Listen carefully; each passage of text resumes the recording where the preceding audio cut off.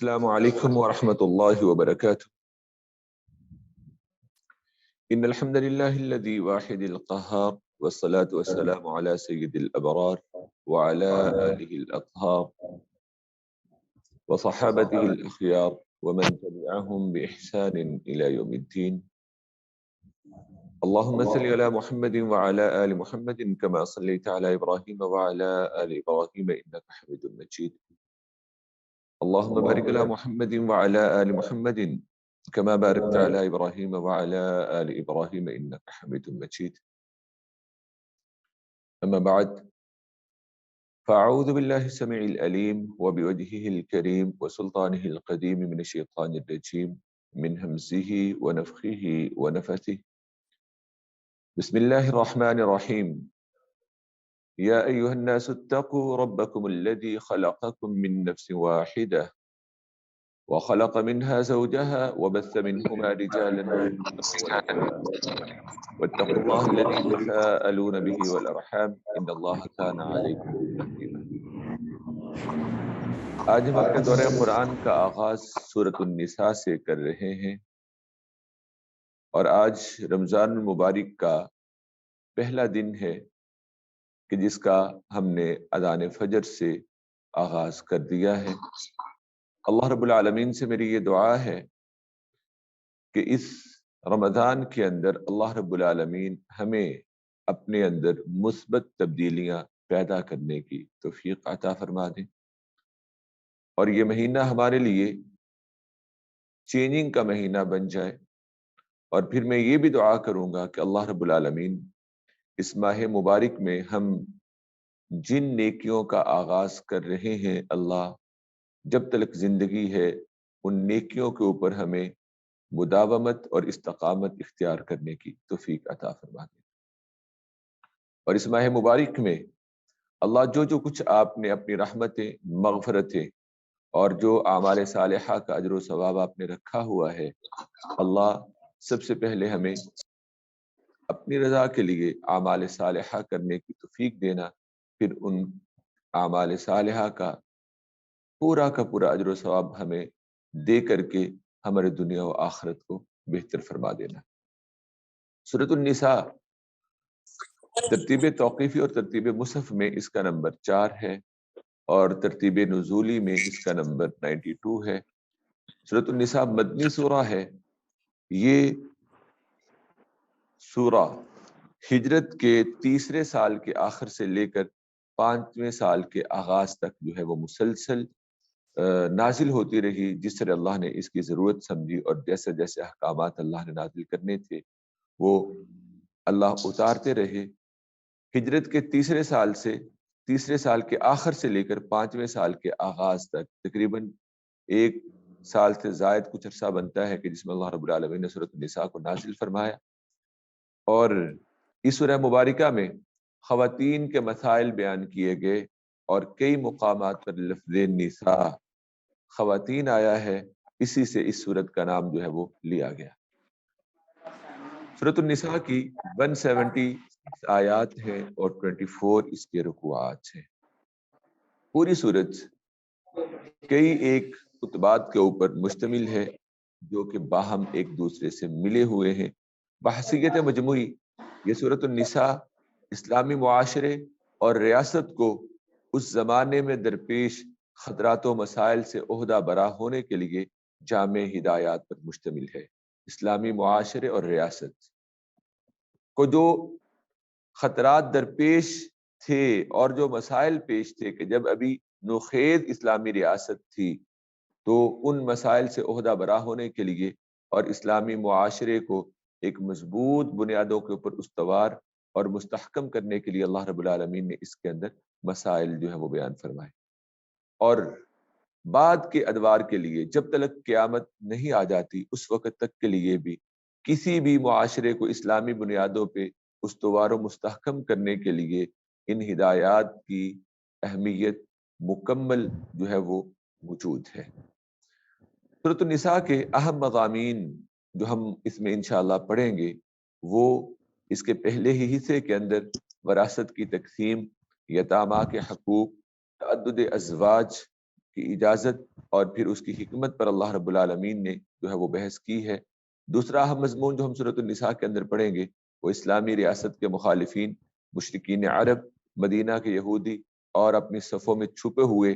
آستین کے سانپ یعنی کہ منافقین کا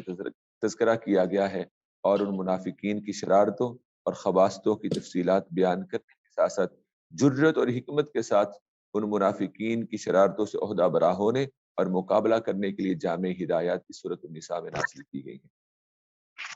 غیر جانبدار قبائل جو آپ سے مقابلے کے لیے نہ آئے، غیر جانبدار قبائل کے ساتھ دوستانہ تعلقات اور معاہدے اور ان معاہدات کی پابندی اور اس سے حاصل ہونے والے اخلاقی و عملی فوائد، نیز معاہدے توڑ دینے والے لوگوں کے ساتھ جوابی کارروائی کے بارے میں ہدایات دی گئی ہیں۔ اسلامی اخلاق و کردار کی تربیت اور نشو و نما کی تلقین کی گئی ہے، اور جہاں کوئی کمزوری سرزد ہوئی اس کی اصلاح کے لیے توجہ دلائی گئی۔ صلاۃ خوف یعنی کہ حالت جنگ میں نماز پڑھنے کا طریقہ، نیز پانی نہ ملنے کی وجہ سے تیمم کی اجازت اور اس کا طریقہ اور اس کے مسائل بھی اسی سورہ میں بیان کیے گئے ہیں۔ اس کے علاوہ کئی معاشرتی، معاشی، تعزیری اور فوجداری قوانین بھی بیان کیے گئے ہیں۔ پھر سابقہ امتوں میں سے جو نصارہ کے لوگ تھے، ان نصارہ کے لوگوں کا حضرت عیسیٰ علیہ السلام کے حوالے سے جو عقیدہ تھا اور جو عقائد انہوں نے اپنی طرف سے بنا لیے تھے، ان عقائد کے اوپر بھی اللہ رب العالمین نے ایک تفصیلی بحث کی ہے، اور اس میں حضرت عیسیٰ علیہ السلام کا آسمانوں کی طرف اٹھایا جانا، اس پہ بھی اللہ رب العالمین نے اس میں خطاب اور بیان کیا ہے۔ یہ سورہ مبارکہ جیسے میں نے ذکر کیا مدنی سورہ ہے، اور اس سورہ کی فضیلت کے حوالے سے چند ایک روایات امام حاکم رحمہ اللہ نے جناب حضرت عبداللہ بن عباس رضی اللہ تعالیٰ عنہ سے روایت کیا ہے۔ انہوں نے فرمایا کہ سورہ نساء کے بارے میں، سورہ نساء کے جو بھی احکامات ہیں، جو بھی اللہ نے اس میں تعلیمات بیان کی ہیں، ان کے بارے میں مجھ سے جو چاہو پوچھو، میں نے قرآن کو چھوٹی عمر ہی میں پڑھ لیا تھا۔ اسی طرح حضرت عبداللہ بن مسعود رضی اللہ تعالیٰ عنہ کی روایت ہے کہ وہ فرمایا کرتے تھے کہ سورہ نساء میں 5 آیات ایسی ہیں کہ اگر مجھے پوری دنیا اور اس کا پورا ساز و سامان اور متاع مل جائے تو مجھے اتنی خوشی حاصل نہ ہوگی جتنی ان آیات سے خوشی حاصل ہوئی ہے۔ اور وہ 5 آیات یہ ہیں: ان اللہ لا یظلم مثقال ذرہ، سورۃ النساء کی آیت نمبر 40، دوسری آیت ان تجتنبوا قبائر ما تنہون، آیت نمبر 31، تیسری آیت ان اللہ لا یغفر ان یشرک بہ ویغفر ما دون ذلک لمن یشاء، سورۃ النساء کی آیت نمبر 48، چوتھی آیت ولو انہم اذ ظلموا انفسہم جاؤک، سورۃ النساء کی آیت نمبر 64، اور پانچویں آیت کہ جن آیات کے بارے میں جناب عبداللہ بن مسعود رضی اللہ تعالیٰ عنہ نے فرمایا کہ وہ 5 آیات ایسی ہیں کہ اگر مجھے پوری دنیا اور پوری دنیا کا مال و متاع بھی مل جائے تو اتنی خوشی حاصل نہ ہوگی جتنی ان آیات سے خوشی حاصل ہوتی ہے۔ ان آیات میں پانچویں آیت سورۃ النساء کی آیت نمبر 110 ہے کہ وَمَن يَعْمَلْ سُوءًا أَوْ يَظْلِمْ نَفْسَهُ ثُمَّ يَسْتَغْفِرِ اللَّهَ يَجِدِ اللَّهَ غَفُورًا رَحِيمًا۔ سورۃ النساء کی پہلی آیت میں اللہ رب العالمین نے تقوی کا حکم، انسانی پیدائش کہاں ہوئی، کس طرح ہوئی، اور صلہ رحمی کی اللہ نے یاد دہانی کروائی ہے۔ اللہ فرماتے ہیں یا ایھا الناس اتقوا ربکم الذی خلقکم، اے لوگو، اے انسانو، اپنے رب سے ڈرو جس نے تمہیں ایک جان سے پیدا کیا اور اسی سے اس کا جوڑا پیدا کر کے ان دونوں سے مرد اور عورتیں کثرت سے کھلا دیے، اور اللہ سے ڈرو جس کے نام پہ تم آپس میں سوال کرتے ہو، اور رشتے توڑنے سے تم ڈرو، ان اللہ کان علیکم رقیبا، بے شک اللہ تم پر نگہبان ہے۔ اللہ رب العالمین نے خواتین کے ساتھ، وہ انسان کے ساتھ جس رشتہ میں بھی جڑی ہوئی ہو بشرطے کہ حلال رشتے ہوں، ان میں اللہ رب العالمین نے مرد کو حکم دیا ہے کہ وہ خواتین کے ساتھ حسن سلوک کرے، اور بالخصوص بیوی کے حوالے سے اللہ رب العالمین نے بہت زیادہ تاکید بیان فرمائی ہے کہ تم بیویوں کے ساتھ حسن سلوک کرو، کیونکہ ان کے ساتھ جو تم رشتہ جوڑتے ہو وہ اللہ کے نام پہ اور اللہ کی امان کے ساتھ جو ہے وہ تم ان کو لیتے ہو۔ اس کے بعد سورۃ النساء کی آیت نمبر 2، 3 اور 4۔ آیت نمبر 2 میں یتیموں کے مال کی حفاظت کا اللہ نے حکم دیا ہے، اور پھر اگر کوئی یتیم لڑکی ہو تو اس یتیم لڑکی کے ساتھ اس وجہ سے کہ یہ یتیم ہے اور اس کا حقیقی سرپرست موجود نہیں ہے، یا پھر وہ یتیم لڑکی اس کی کفالت میں آ جائے اور یہ کفیل اس کے ساتھ نکاح کر سکتا ہو، تو کم مہر کے عوض اس کے ساتھ نکاح کرنے پہ اللہ رب العالمین نے مخالفت فرمائی ہے۔ اللہ فرماتے ہیں وَآتُوا الْيَتَامَى أَمْوَالَهُمْ وَلَا تَتَبَدَّلُوا الْخَبِيثَ بِالطَّيِّبِ، اور یتیموں کو ان کے مال دے دو اور اچھے مال کو برے مال سے نہ بدلو، اور تم ان کے مال اپنے مال کے ساتھ ملا کر نہ کھا جاؤ، إِنَّهُ كَانَ حُوبًا كَبِيرًا، بے شک یہ بہت بڑا گناہ ہے۔ اس کے بعد فرمایا تعدد ازدواج، اور ساتھ ہی یتیم لڑکی کے ساتھ کم حق مہر کے عوض نکاح کرنا، اس کی مخالفت اللہ نے کی ہے۔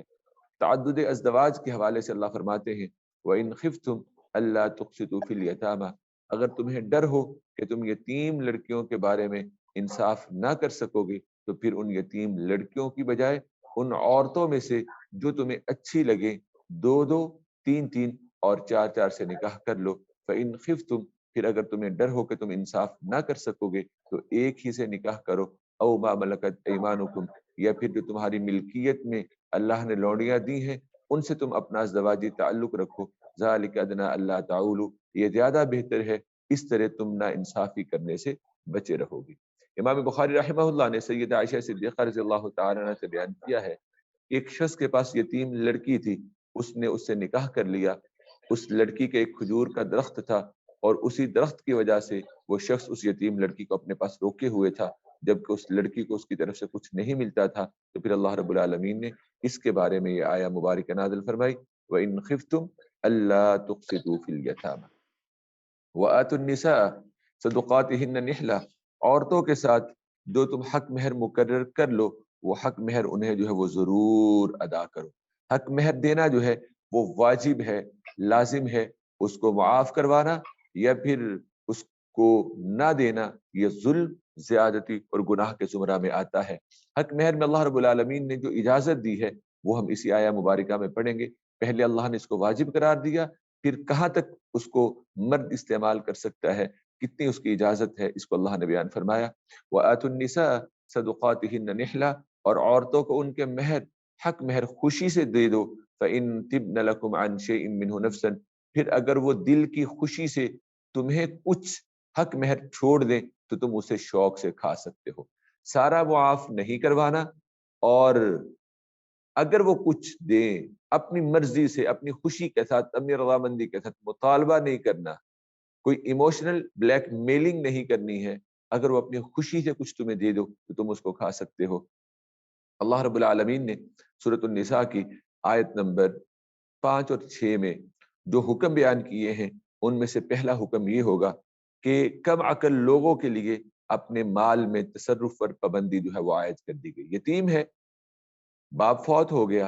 اور یتیم کس کو کہا جاتا ہے؟ یتیم اس بچے کو کہا جاتا ہے کہ جس کا باپ فوت ہو جائے اور وہ بھی بلوغت کی عمر کو نہ پہنچے۔ جیسے ہی وہ بلوغت کی عمر کو پہنچ جائے تو اس کے اوپر سے یتیمی کے جتنے بھی اللہ رب العالمین نے حقوق رکھے ہوئے ہیں یتیم کے، یا جو کچھ یتیم کے لیے اللہ نے احکامات دیے ہیں وہ اس سے ساقط ہو جاتے ہیں۔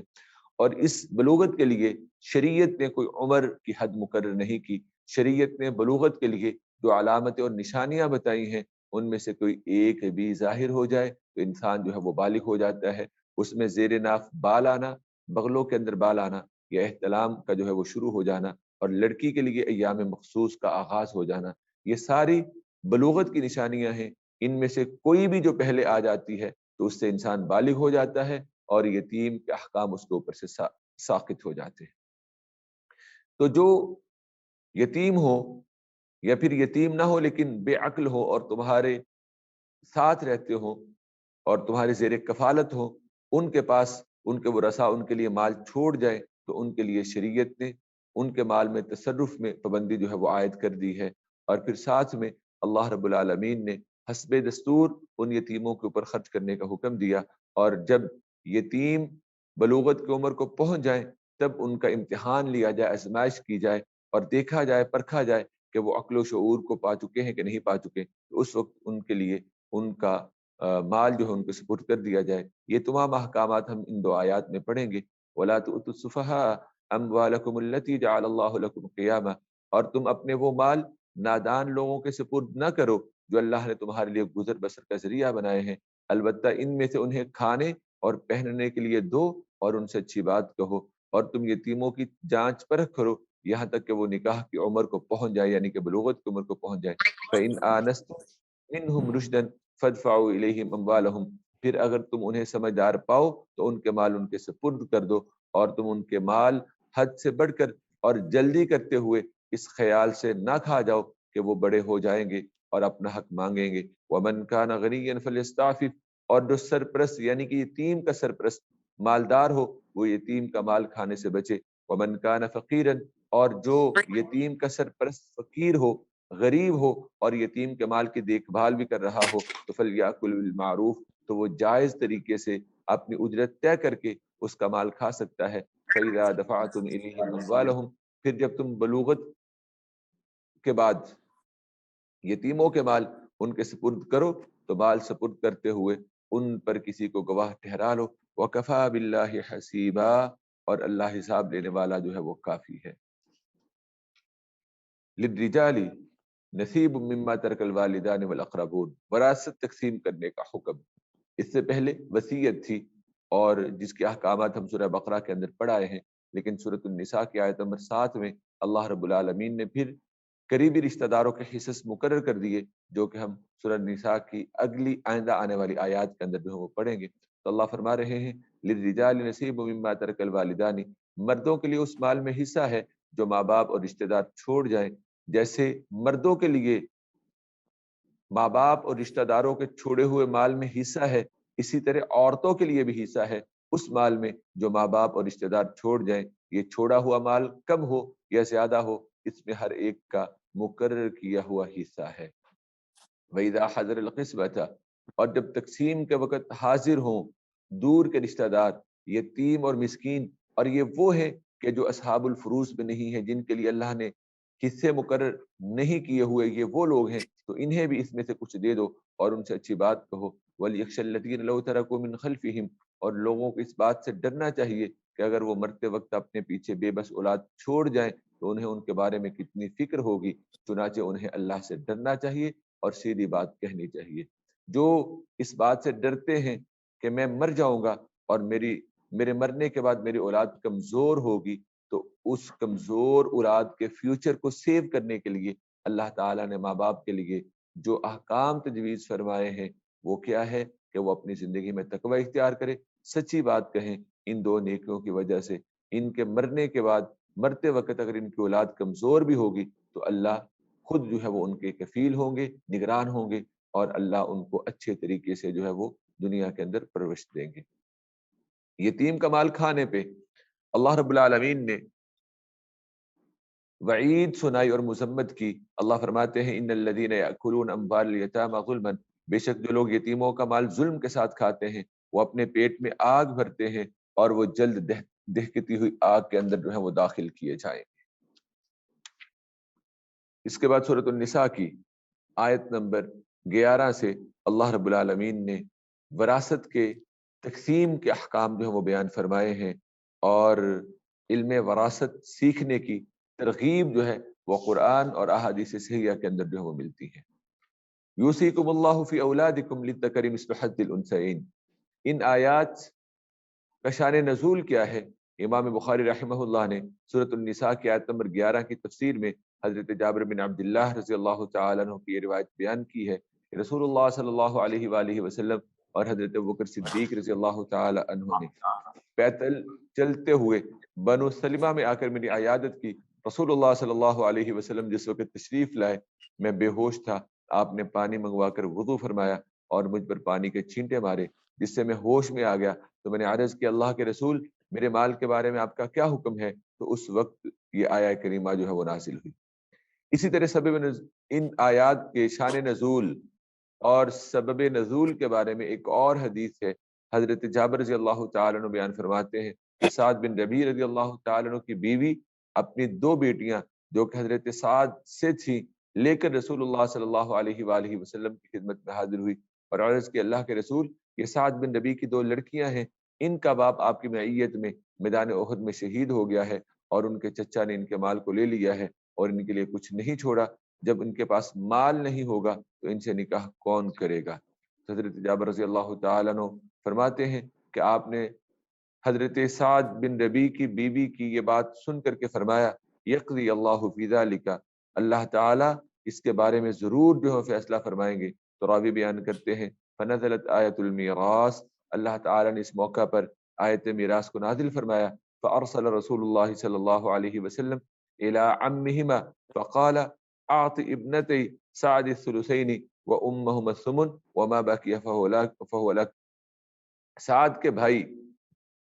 اور ان بیٹیوں کے چچا کو، سعد کی بیٹیوں کے چچا کو یہ پیغام بھیجا کہ سعد کی دونوں بیٹیوں کو مال کے 2/3 حصہ جو ہے اس کے سپرد کر دے اور مال میں سے 8واں حصہ ان بیٹیوں کی ماں کو دے دے اور جو بچ جائے وہ تمہارے لیے ہے۔ تو اللہ رب العالمین نے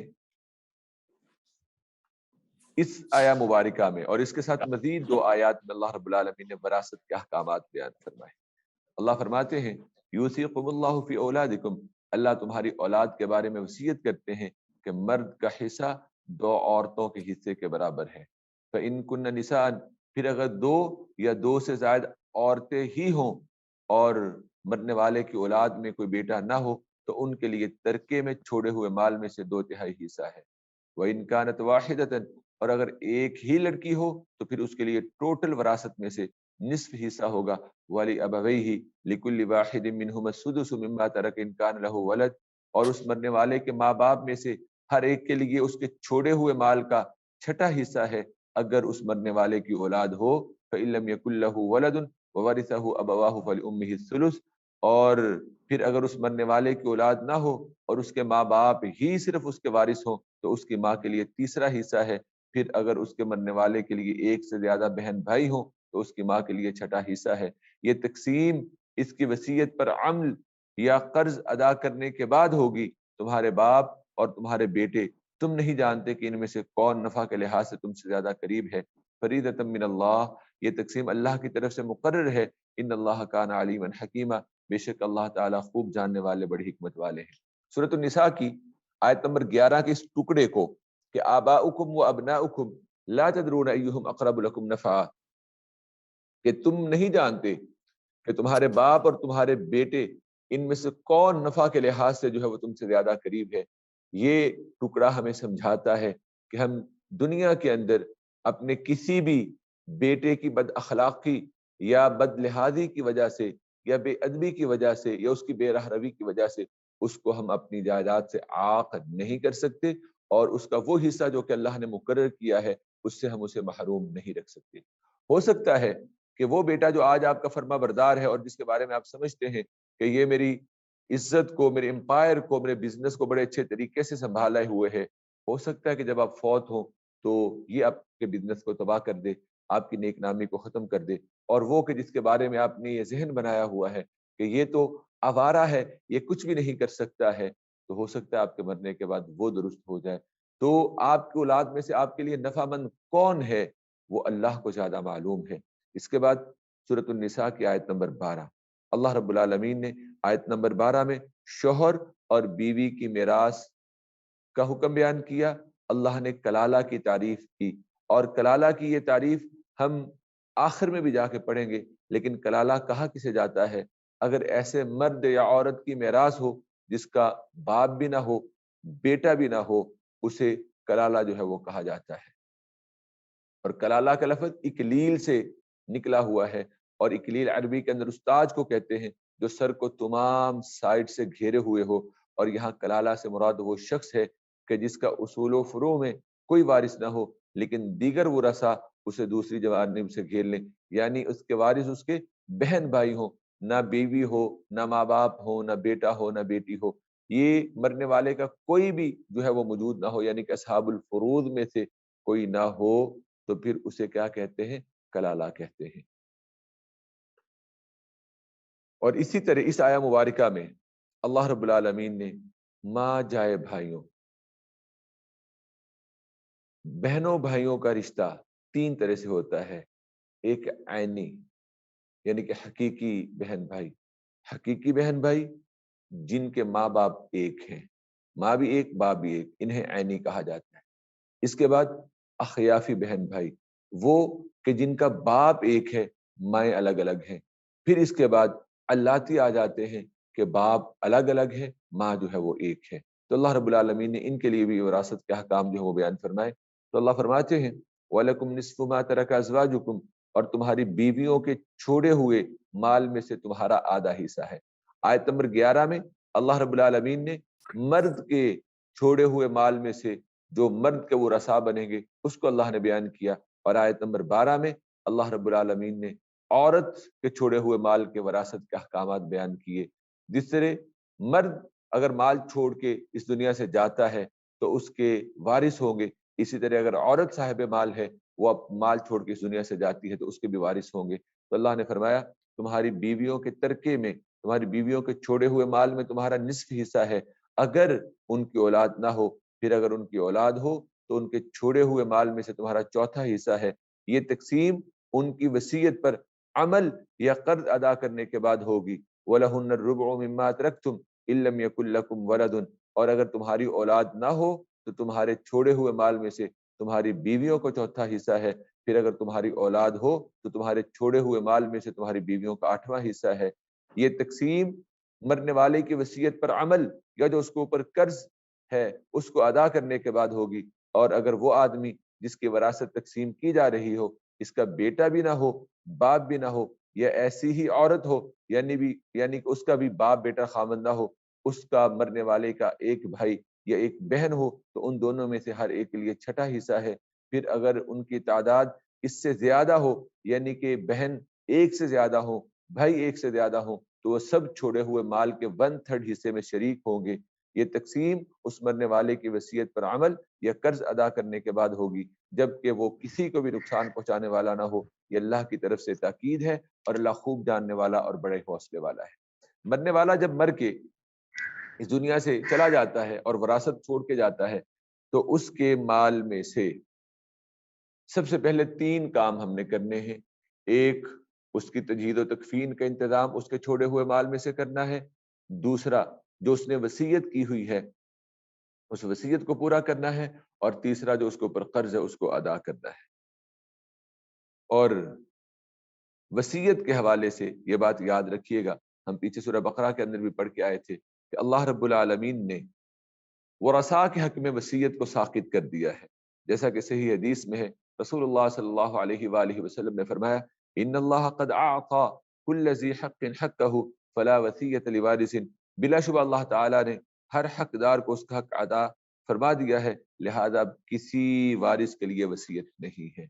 اور اللہ نے وراثت کی جو تقسیم کر دی ہے، اس وراثت کی تقسیم کو آپ اپنی وصیت کے ساتھ نہیں بدل سکتے۔ اسی طرح آپ اپنی وصیت میں کسی کے ساتھ ظلم کرتے ہوئے اس کے حق سے اسے محروم نہیں کر سکتے۔ اگر آپ ایسا کریں گے تو پھر آپ کے لیے جہنم کا عذاب ہے، اور آپ کے اعمال کی بربادی اس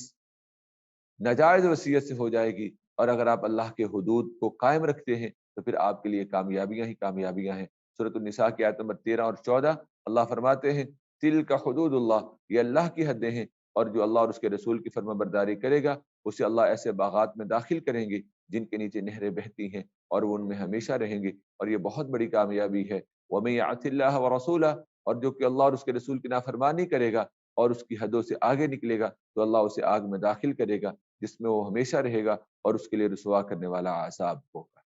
ان دونوں آیات کی تشریح و تفسیر سنن ابی داود اور سنن ابن ماجہ کے اندر مروی اس روایت سے ہمیں سمجھ آتی ہے کہ جس کے راوی حضرت ابو ہریرہ رضی اللہ تعالی عنہ ہیں۔ انہوں نے بیان کیا کہ رسول اللہ صلی اللہ علیہ وآلہ وسلم نے فرمایا ان الرجل لیعمل بعمل اہل الخیر 70 سنۃ، ایک شخص 70 سال تک نیک لوگوں جیسے عمل کرتا رہتا ہے، لیکن آخر میں جب وصیت کرتا ہے تو وصیت میں ظلم سے کام لیتا ہے، چنانچہ اس کے اس برے عمل پر اس کا خاتمہ ہوتا ہے جس کی وجہ سے یہ جہنم میں چلا جاتا ہے۔ اسی طرح ایک شخص 70 سال تک برے لوگوں jیسے عمل کرتا رہتا ہے، لیکن آخر میں اپنی وصیت میں عدل سے کام لیتا ہے تو اس کے اس نیک عمل پر اس کا خاتمہ ہو جاتا ہے، اور پھر یہ جنت میں داخل ہو جاتا ہے۔ اگر تم اس کو سمجھنے کے لیے قرآن کی آیات پڑھنا چاہتے ہو تو سورۃ النساء کی آیت نمبر 13 اور 14 پڑھ لو۔ اس لیے آپ اپنے اعمال کی بربادی نہ کریں کسی کو ناجائز طور پر دے کر کے، اور کسی کو ناجائز طور پر اپنے چھوڑے ہوئے مال سے محروم کر کے۔ سورۃ النساء آیت نمبر 15 اور 16، اس میں اللہ رب العالمین نے جو احکامات بیان فرمائے ہیں، وہ پہلے حکم تھا کہ جو زانیہ بدکارہ عورت ہو اس کو تا زندگی جو ہے وہ گھر میں قید رکھا جائے۔ پھر اللہ رب العالمین نے اس کا حکم جو ہے وہ منسوخ کر دیا، اور اللہ نے زانیہ مرد و عورت کے لیے اگر وہ غیر شادی شدہ ہوں تو اللہ نے کوڑوں کی سزا مقرر کر دی، اور اگر وہ زانیہ مرد و عورت شادی شدہ ہوں دونوں، یا ان میں سے ایک شادی شدہ ہو، تو اس کے لیے اللہ نے رجم کی سزا جو ہے وہ مقرر کر دی۔ کوڑوں کی سزا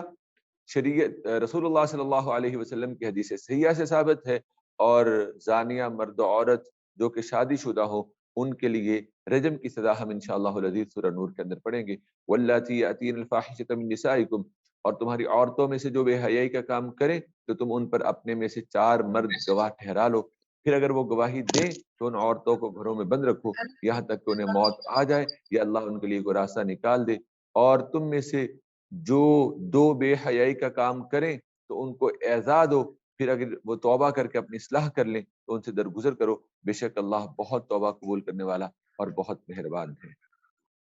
توبہ کب تک اللہ تعالیٰ قبول فرماتے ہیں؟ اس بات کو اللہ رب العالمین نے بیان فرمایا سورۃ النساء کی آیت نمبر 17 میں، اور آیت نمبر 18 میں اللہ نے بتا دیا کہ کون سے انسان کی زندگی کے لمحات ہیں کہ جب اگر وہ توبۃ النصوح بھی کر رہا ہو، سچی توبہ بھی کر رہا ہو، تو اللہ اس کی توبہ قبول نہیں کرتے۔ اللہ فرماتے ہیں انما التوبۃ علی اللہ للذین، اللہ تو صرف ان لوگوں کی توبہ قبول کرتے ہیں جو نادانی سے، لا علمی جہالت کی بنا پہ برا کام کر لیتے ہیں، پھر فوراً جلد ہی توبہ کر لیتے ہیں، چنانچہ اللہ ان کی توبہ قبول کر لیتے ہیں۔ وکان اللہ علیم حکیمہ، اور اللہ بہت جاننے والا اور بڑی حکمت والا ہے۔ ولیست التوبۃ للذین یعملون السیئات، اور ان لوگوں کی توبہ قبول نہیں ہوتی جو برے کام کرتے رہتے ہیں یہاں تک کہ جب ان میں سے کسی کو موت آ جائے تو وہ کہتا ہے بے شک اب میں نے توبہ کی، اور نہ ان لوگوں کی توبہ قبول کی جاتی ہے جو اس حال میں مرتے ہیں کہ وہ کافر ہی ہوتے ہیں۔ اولئک اعتدنا لهم عذابا الیما، ان لوگوں کے لیے ہم نے دردناک عذاب جو ہے وہ رکھا ہوا ہے۔ اللہ رب العالمین نے سورۃ النساء کی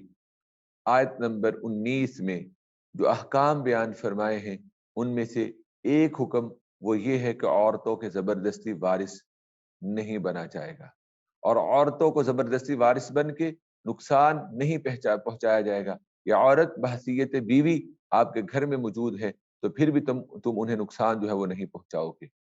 تو عورتوں کے زبردستی وارث بننے کے معنی کیا ہیں؟ امام بخاری رحمہ اللہ نے حضرت ابن عباس رضی اللہ تعالیٰ عنہ کی اس آیہ کریمہ کے بارے میں تفسیر کو بیان کیا ہے، جو کہ ابھی ہم آیت نمبر 19 پڑھنے والے ہیں، کہ زمانہ جاہلیت میں جب کوئی شخص فوت ہو جاتا تو اس کے وارث اس کی بیوی کے زیادہ حقدار ہوتے، اگر ان میں سے کوئی چاہتا تو خود اس سے شادی کر لیتا، اور اگر وہ چاہتے کسی اور سے اس کی شادی کر دیتے، اور اگر وہ چاہتے تو کسی سے بھی اس کی شادی نہ کرتے اور اس کو اپنے گھر میں روکے رکھتے کہ یہ ہمارے بھائی کی وراثت کو جو ہے، مال کو جو ہے وہ کہیں لے کر باہر نہ چلی جائے۔ یا ایھا الذین آمنوا لا یحل لکم ان ترثوا النساء کرہا، اے لوگوں جو ایمان لائے ہو تمہارے لیے جائز نہیں ہے کہ تم عورتوں کے زبردستی وارث بن جاؤ، اور تم انہیں اس مقصد سے نہ روک رکھو کہ تم نے انہیں جو مہر دیا ہے اس کا کچھ حصہ واپس لے لو، مگر اس صورت میں انہیں روکنا جائز ہے کہ اگر وہ کھلی بے حیائی کا کام کریں۔ وعاشروہن بالمعروف، اور تم ان کے ساتھ اچھے طریقے سے گزر بسر کرو۔ فإن کرہتموہن فعسى ان تکرہوا شیئا، پھر اگر تم ان کو ناپسند کرو تو ہو سکتا ہے کہ تم ان میں موجود کسی چیز کو ناپسند کرو، اور اللہ نے اس میں بہت بڑی بھلائی جو ہے وہ ڈال دی ہو۔ جیسا کہ رسول اللہ صلی اللہ علیہ وآلہ وسلم کا فرمان گرامی ہے کہ لا یفرق مؤمن مؤمنۃ ان سخط منها خلقا رضی منها آخر، کوئی مومن اپنی مومنہ بیوی سے بغض نہ رکھے، ہو سکتا ہے کہ اس کی کوئی ایک بات ناراضی کا سبب ہو تو دوسری بات خوشی کا سبب جو ہے وہ بن جائے۔ وَإِنْ أَرَدْتُمُ اسْتِبْدَالَ زَوْجٍ مَكَانَ زَوْجٍ وَآتَيْتُمْ إِحْدَاهُنَّ قِنْطَارًا فَلَا تَأْخُذُوا مِنْهُ شَيْئًا، اللہ رب العالمین نے بڑے بڑے حق مہر، مہنگے مہنگے حق مہر اللہ رب العالمین نے باندھنے سے منع کیا ہے، لیکن اجازت بھی دی ہے کہ اگر کوئی صاحب استطاعت ہو اور وہ اپنی بیوی کو حق مہر دے دے تو پھر وہ ناجائز زبردستی کرتے ہوئے حق مہر عورت سے واپس نہ لے۔ اللہ رب العالمین نے بیان فرمایا وَإِنْ أَرَدْتُمُ اسْتِبْدَالَ زَوْجٍ مَكَانَ زَوْجٍ، اور اگر تم ایک بیوی کی جگہ دوسری بیوی کرنا چاہو اور تم نے ان میں سے کسی کو بہت سا مال دیا ہو تو اس میں سے کچھ بھی واپس نہ لو، کیا تم اسے بہتان لگا کر اور کھلا گناہ کرتے ہوئے واپس لو گے؟ کیونکہ حق مہر جب آپ واپس لو گے تو پھر اس کو واپس لینے کے لیے تم کوئی نہ کوئی ایسا غلط کام کرو گے کہ اس کے اوپر بہتان لگاؤ گے اور پھر اس کے ساتھ زیادتی کرو گے۔ تو یہ عورت کے اوپر بہتان لگانا، زیادتی کرنا، یہ دونوں جو ہے وہ کھلے گناہ ہیں۔ وَكَيْفَ تَأْخُذُونَهُ وَقَدْ أَفْضَىٰ بَعْضُكُمْ إِلَىٰ بَعْضٍ، اور تم حق مہر میں سے کچھ کیسے واپس لوگے حالانکہ تم ایک دوسرے سے ملاپ کر چکے ہو اور ان عورتوں نے تم سے پختہ عہد لیا ہے۔ وَلَا تَنكِحُوا مَا نَكَحَ آبَاؤُكُمْ، اور جن عورتوں سے تمہارے باپوں نے نکاح کیا ہو ان سے تم نکاح نہ کرو مگر جو پہلے گزر گیا سو گزر گیا، بے شک یہ بے حیائی کا کام ناراضی کی بات اور برا طریقہ ہے۔ جاہلیت میں باپ کی منکوحہ عورتوں سے اس مرد کے بیٹے جو ہے وہ نکاح کر لیتے تھے، جو اس عورت کا بیٹا نہیں ہوتا تھا، اس کی کسی دوسری بیوی سے بیٹا ہوتا، تب یہ باپ کی منکوحہ جو ہے وہ باپ فوت ہو جاتا تو یہ باپ کا بیٹا جو ہے اپنی اس ستیلی ماں کے ساتھ نکاح کر لیتا۔ اللہ رب العالمین نے اس سے منع فرمایا۔ اس کے بعد اللہ رب العالمین نے محرمات کا بیان فرمایا ہے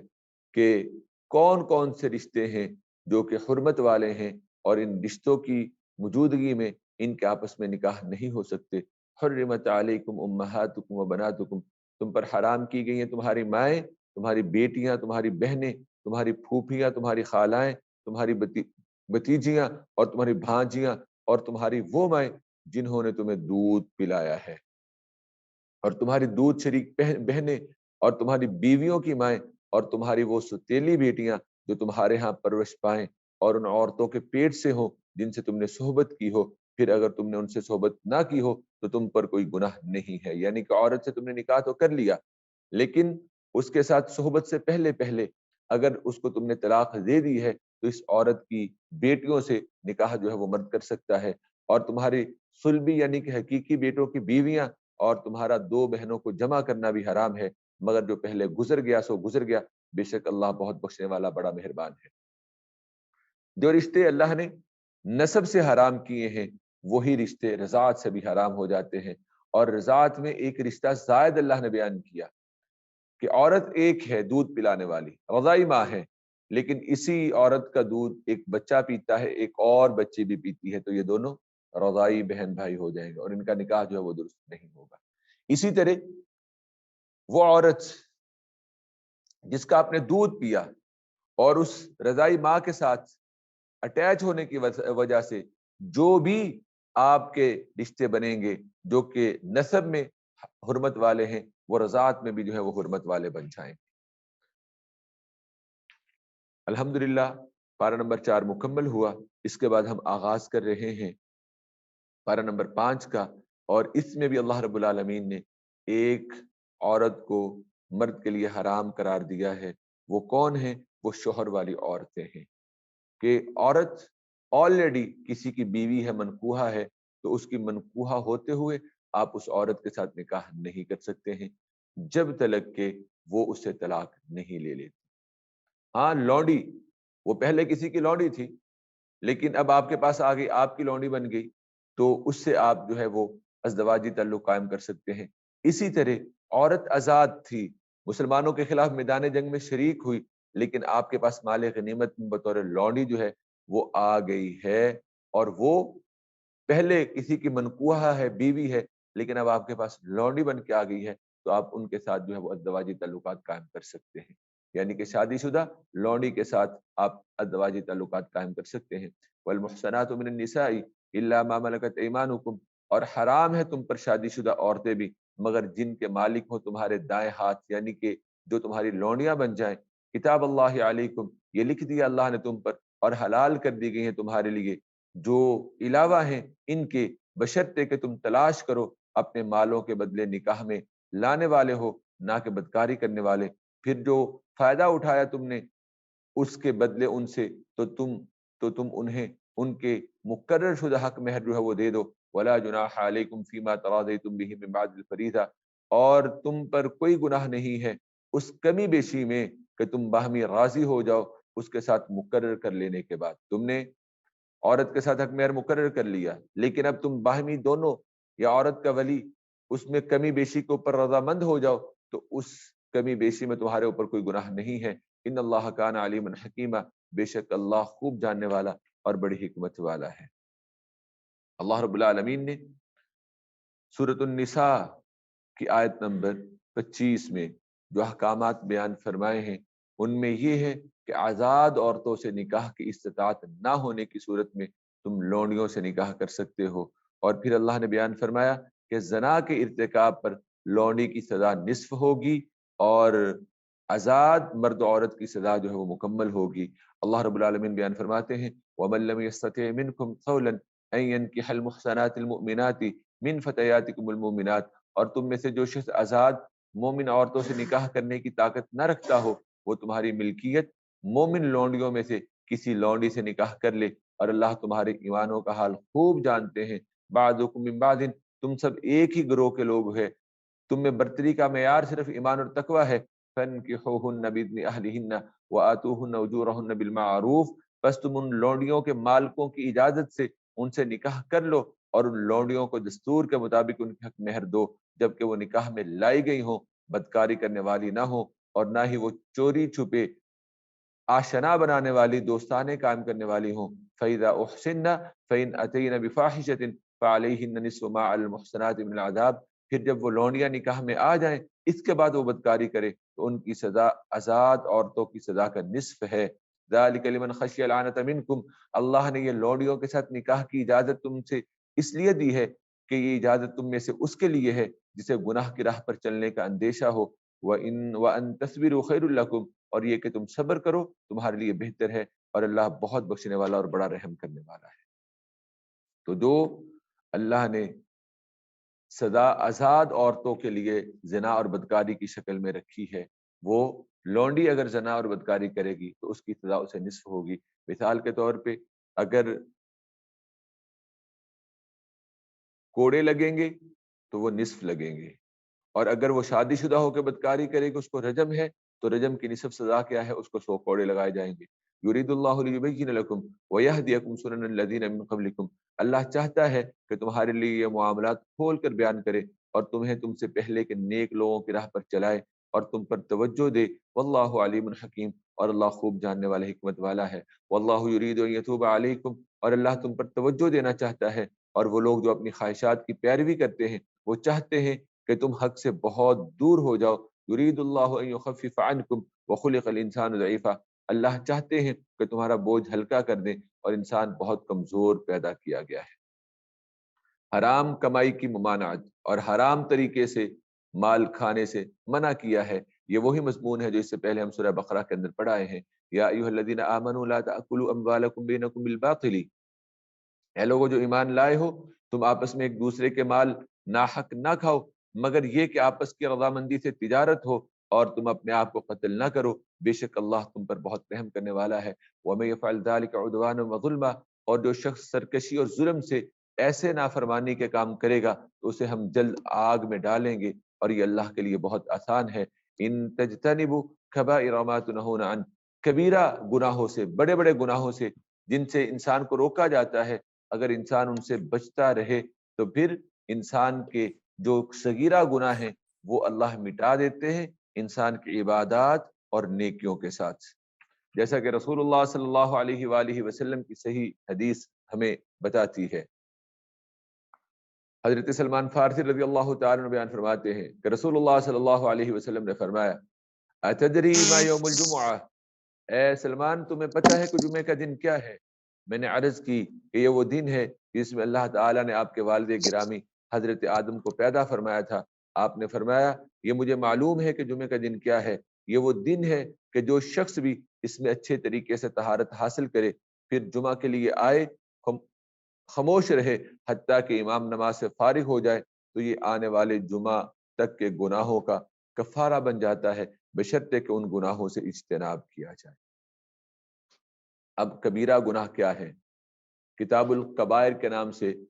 بڑی بڑی کتابیں علماء نے جو ہے وہ تصنیف و تعلیف کی ہیں، لیکن یہاں پہ ہم چند ایک بڑے بڑے گناہ جو ہیں ان کا ذکر کر لیتے ہیں۔ اللہ کے نبی صلی اللہ علیہ وآلہ وسلم نے فرمایا، حضرت ابو ہریرہ اس حدیث کے راوی ہیں، آپ نے فرمایا اجتنبوا السبع الموبقات، 7 قسم کے گناہوں سے بچو جو ہلاک کر دینے والے ہیں۔ صحابہ نے پوچھا یا رسول اللہ صلی اللہ علیہ وسلم وہ کون سے ہیں؟ آپ نے فرمایا پہلا اللہ کے ساتھ شرک کرنا، دوسرا جادو کرنا، تیسرا اس جان والے کو ناحق قتل کرنا جس کے قتل کو اللہ نے حرام قرار دیا ہے، چوتھا سود کھانا، پانچواں یتیم کے مال کو کھانا، چھٹا میدان جنگ سے پیٹ پھیرنا، اور ساتواں کبیرہ گناہ پاک باز مومن بھولی بھالی عورتوں پر تہمت لگانا۔ اسی طرح ایک اور حدیث ہے کہ جس میں رسول اللہ صلی اللہ علیہ وآلہ وسلم نے والدین کی نافرمانی اور جھوٹی گواہی اس کو بھی کبائر کے اندر شمار کیا ہے۔ اسی طرح ایک اور حدیث ہے کہ رسول اللہ صلی اللہ علیہ وآلہ وسلم نے بچے کے قتل کو کہ صرف اس وجہ سے کہ یہ بچہ پیدا ہوگا اور ہمارے کھانے کے اندر شریک ہوگا یا ہمیں اس کے خوراک کا بندوبست کرنا مشکل ہو جائے گا، اس کو بھی جو ہے وہ کبائر کے اندر جو ہے وہ شمار کیا ہے۔ اسی طرح والدین کو گالی دینا یہ بھی جو ہے وہ کبائر کے اندر جو ہے وہ شمار کیا گیا ہے۔ تو کبائر کی فہرست بہت طویل ہے، یہاں پہ ایک مختصر سی فہرست مختصر سے کبائر میں نے آپ کے سامنے جو ہے وہ رکھے ہیں۔ تو جتنے بھی کبائر ہیں، کبیرہ گناہ ہیں، بڑے بڑے گناہ ہیں، ہلاک کرنے والے گناہ ہیں، وہ گناہ کہ جن کی معافی بنا توبہ کیے جو ہے وہ انسان کو نہیں ملتی ہے۔ اگر انسان ان سے بچتا رہے تو روزمرہ زندگی میں انسان کے جو چھوٹے چھوٹے صغیرہ گناہ ہوتے ہیں، اللہ رب العالمین عبادات کے ذریعے جو ہے ان گناہوں کو مٹاتے چلے جاتے ہیں، اور یہ مضمون انشاءاللہ العزیز ہم آگے قرآن کے اندر پڑھیں گے۔ اللہ فرماتے ہیں ان تجتنبوا کبائر ما تنہون عنہ نکفر عنکم سیئاتکم، اگر تم بڑے گناہوں سے بچو گے جن سے تمہیں روکا جاتا ہے تو ہم تمہاری چھوٹی چھوٹی برائیاں تم سے دور کر دیں گے اور تمہیں عزت کی جگہ میں داخل کریں گے۔ اللہ رب العالمین جنت الخلد میں ہمیں داخل فرمائیں گے، اللہ ہمیں شجرت الخلد کے اندر جو ہے وہ داخل فرمائیں گے، اور وہ سارے مقامات عزت کے مقامات ہیں۔ حرص و حفظ اور حسد کی ممانعت سورۃ النساء کی آیت نمبر 32 میں اللہ فرماتے ہیں وَلَا تَتَمَنَّوْا مَا فَضَّلَ اللَّهُ بِهِ بَعْضَكُمْ عَلَى بَعْضٍ، اور تم اس مقام و مرتبے کی خواہش نہ کرو جس کے باعث اللہ نے تم میں سے بعض کو بعض پر فضیلت دی ہے۔ مردوں نے جو کمایا اس میں ان کا حصہ ہے، اور عورتوں نے جو کمایا اس میں ان کا حصہ ہے۔ وَاسْأَلُوا اللَّهَ مِن فَضْلِهِ، اور تم اللہ سے اس کا فضل مانگتے رہو، بے شک اللہ ہر چیز کو خوب جاننے والا ہے۔ وَلِكُلٍّ جَعَلْنَا مَوَالِيَ مِمَّا تَرَكَ الْوَالِدَانِ وَالْأَقْرَبُونَ، اللہ رب العالمین نے سورۃ النساء کی آیت نمبر 33 میں فرمایا کہ ہم نے تمام کے ورثاء جو ہے وہ مقرر کر دیے ہیں، ماں باپ اور قریبی رشتہ دار جو مال چھوڑ جائیں اس میں سے ہم نے ہر ایک کے لیے وارث بنائے ہیں، اور جن سے تمہارا عہد و پیمان بن چکا ہو انہیں ان کا حصہ دو، بے شک اللہ ہر چیز پر حصہ ہے۔ یعنی کہ تم نے اگر اپنی زندگی میں کسی کو کچھ دینے کا عہد و پیمان کیا ہوا ہے تو وہ تم اسے دے سکتے ہو، لیکن یہ اس بنیادی نقطے کو سامنے رکھ کے، بنیادی اصول کو سامنے رکھ کے دینا ہے کہ آپ نے جو بھی کسی کو دینا ہے وہ اپنے مال کا 1/3 حصہ اس کے وسیلے سے دے سکتے ہیں وفا کے علاوہ۔ وگرنہ آپ اگرچہ اللہ نے آپ کو اختیار دیا ہے کہ آپ اپنا سارا مال جہاں چاہے اپنی زندگی میں خرچ کر سکتے ہیں، لیکن ترغیب یہی دی ہے ہم اپنے ورثاء کو غنی چھوڑ کے جائیں، نہ کہ ہم ان کو فقیر بنا کے چھوڑیں۔ آیت نمبر 34 اللہ رب العالمین نے اس آیہ مبارکہ میں یہ بات بیان فرمائی ہے کہ مرد عورتوں پر نگران و حاکم ہے، یعنی کہ مرد عورت کا سربراہ ہے، سردار ہے، بزرگ ہے، اس کا حاکم ہے، اور اگر عورت راہ راست سے بھٹکے تو اسے ادب سکھانے والا بھی جو ہے وہ مرد ہے۔ اور پھر اس کے بعد اللہ رب العالمین نے اسی آیہ مبارکہ میں عورتوں کی، صالح عورتوں کی صفات اور خوبیاں جو ہیں وہ بیان فرمائی ہیں، نیک عورتوں کی علامات اللہ نے بیان فرمائی ہیں۔ اللہ فرماتے ہیں الرجال قوامون علی النساء، مرد عورتوں پر اس وجہ سے حاکم ہے کہ اللہ نے ان میں سے ایک کو دوسرے پر فضیلت دی ہے، اور اس وجہ سے بھی مرد عورتوں پر حاکم ہے کہ وہ اپنے مالوں میں سے خرچ کرتے ہیں۔ نیک عورتوں کی علامات کیا ہیں؟ صالحات قانتات حافظات للغیب، چنانچہ نیک عورتیں فرما بردار اور خامد کی غیر موجودگی میں اللہ کی حفاظت سے مال و آبرو کی نگہبانی کرنے والی ہیں۔ اور تمہیں جن عورتوں کی سرکشی کا خوف ہو تو تم انہیں نصیحت کرو اور ان کو خواب گاہوں میں الگ کر دو، اور انہیں ہلکی سزا دو، پھر اگر وہ تمہاری فرما برداری کریں تو انہیں ستانے کی راہ نہ ڈھونڈو، انہیں تنگ کرتے رہو، ان اللہ کان علیم کبیرہ، بے شک اللہ بہت بلند اور نہایت بڑا ہے۔ اس کے بعد اللہ رب العالمین نے میاں بیوی میں اگر نزاعی کیفیت پیدا ہو جائے تو اس میں اللہ رب العالمین نے دونوں خاندانوں میں سے دو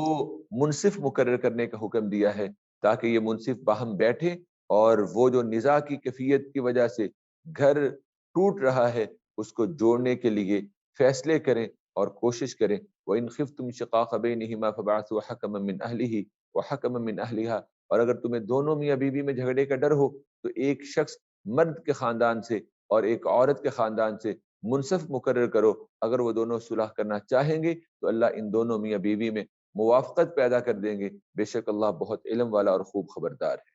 سورۃ النساء کی آیت نمبر 36 اللہ رب العالمین نے حکم دیا کہ عبادت اللہ کی اور والدین اور رشتہ داروں کے ساتھ حسن سلوک کرنا ہے۔ وَاعْبُدُوا اللَّهَ وَلَا تُشْرِكُوا بِهِ شَيْئًا، اور تم اللہ کی عبادت کرو اور اس کے ساتھ کسی کو شریک نہ ٹھہراؤ، اور ماں باپ کے ساتھ نیکی کرو، رشتہ داروں، یتیموں اور مسکینوں کے ساتھ بھی حسن سلوک کرو۔ پھر اس کے بعد اللہ نے پڑوسی کے حوالے سے جو ہے وہ حکم دیا پڑوسی کے ساتھ حسن سلوک، اور پڑوسی سے حسن سلوک ایک اچھے مومن کی ایمان کی خوبی اور خاصہ ہے، اور رسول اللہ صلی اللہ علیہ وآلہ وسلم نے ہم اہل ایمان کو پڑوسی کے ساتھ حسن سلوک کی اتنی تاکید کی کہ صحابہ فرماتے ہیں کہ ہمیں یوں محسوس ہوتا تھا کہ جیسے اللہ وراثت میں پڑوسی کا حصہ نہ مقرر کر دی۔ اور رسول اللہ صلی اللہ علیہ وسلم نے بھی فرمایا کہ اللہ نے اس نے پڑوسی کے ساتھ حسن سلوک کی اتنی تاکید کی، مجھے اندیشہ ہوا کہ کہیں اللہ جو ہے وہ پڑوسی کے لیے وراثت میں حصہ نہ مقرر کر دے، تو اللہ نے پڑوسیوں کے ساتھ حسن سلوک کا حکم دیا۔ اب پڑوسی کس طرح کے ہو سکتے ہیں؟ پڑوسیوں کی 3 قسمیں ہیں۔ والجار ذی القربہ، ایک رشتہ دار پڑوسی، والجار الجنبی، اجنبی پڑوسی، والصاحب بالجنب، اور ساتھ رہنے والے پڑوسی، وابن سبیل، مسافر کے ساتھ حسن سلوک کرو، وما ملکت ایمانکم، اور جو تمہاری ملکیت میں تمہارے غلام اور لونڈیاں ہیں ان کے ساتھ بھی حسن سلوک کرو۔ ان اللہ لا یحب من کان مختالا فخورا، بے شک اللہ ہر اترانے والے، فخر کرنے والے کو جو ہے وہ پسند نہیں کرتے ہیں۔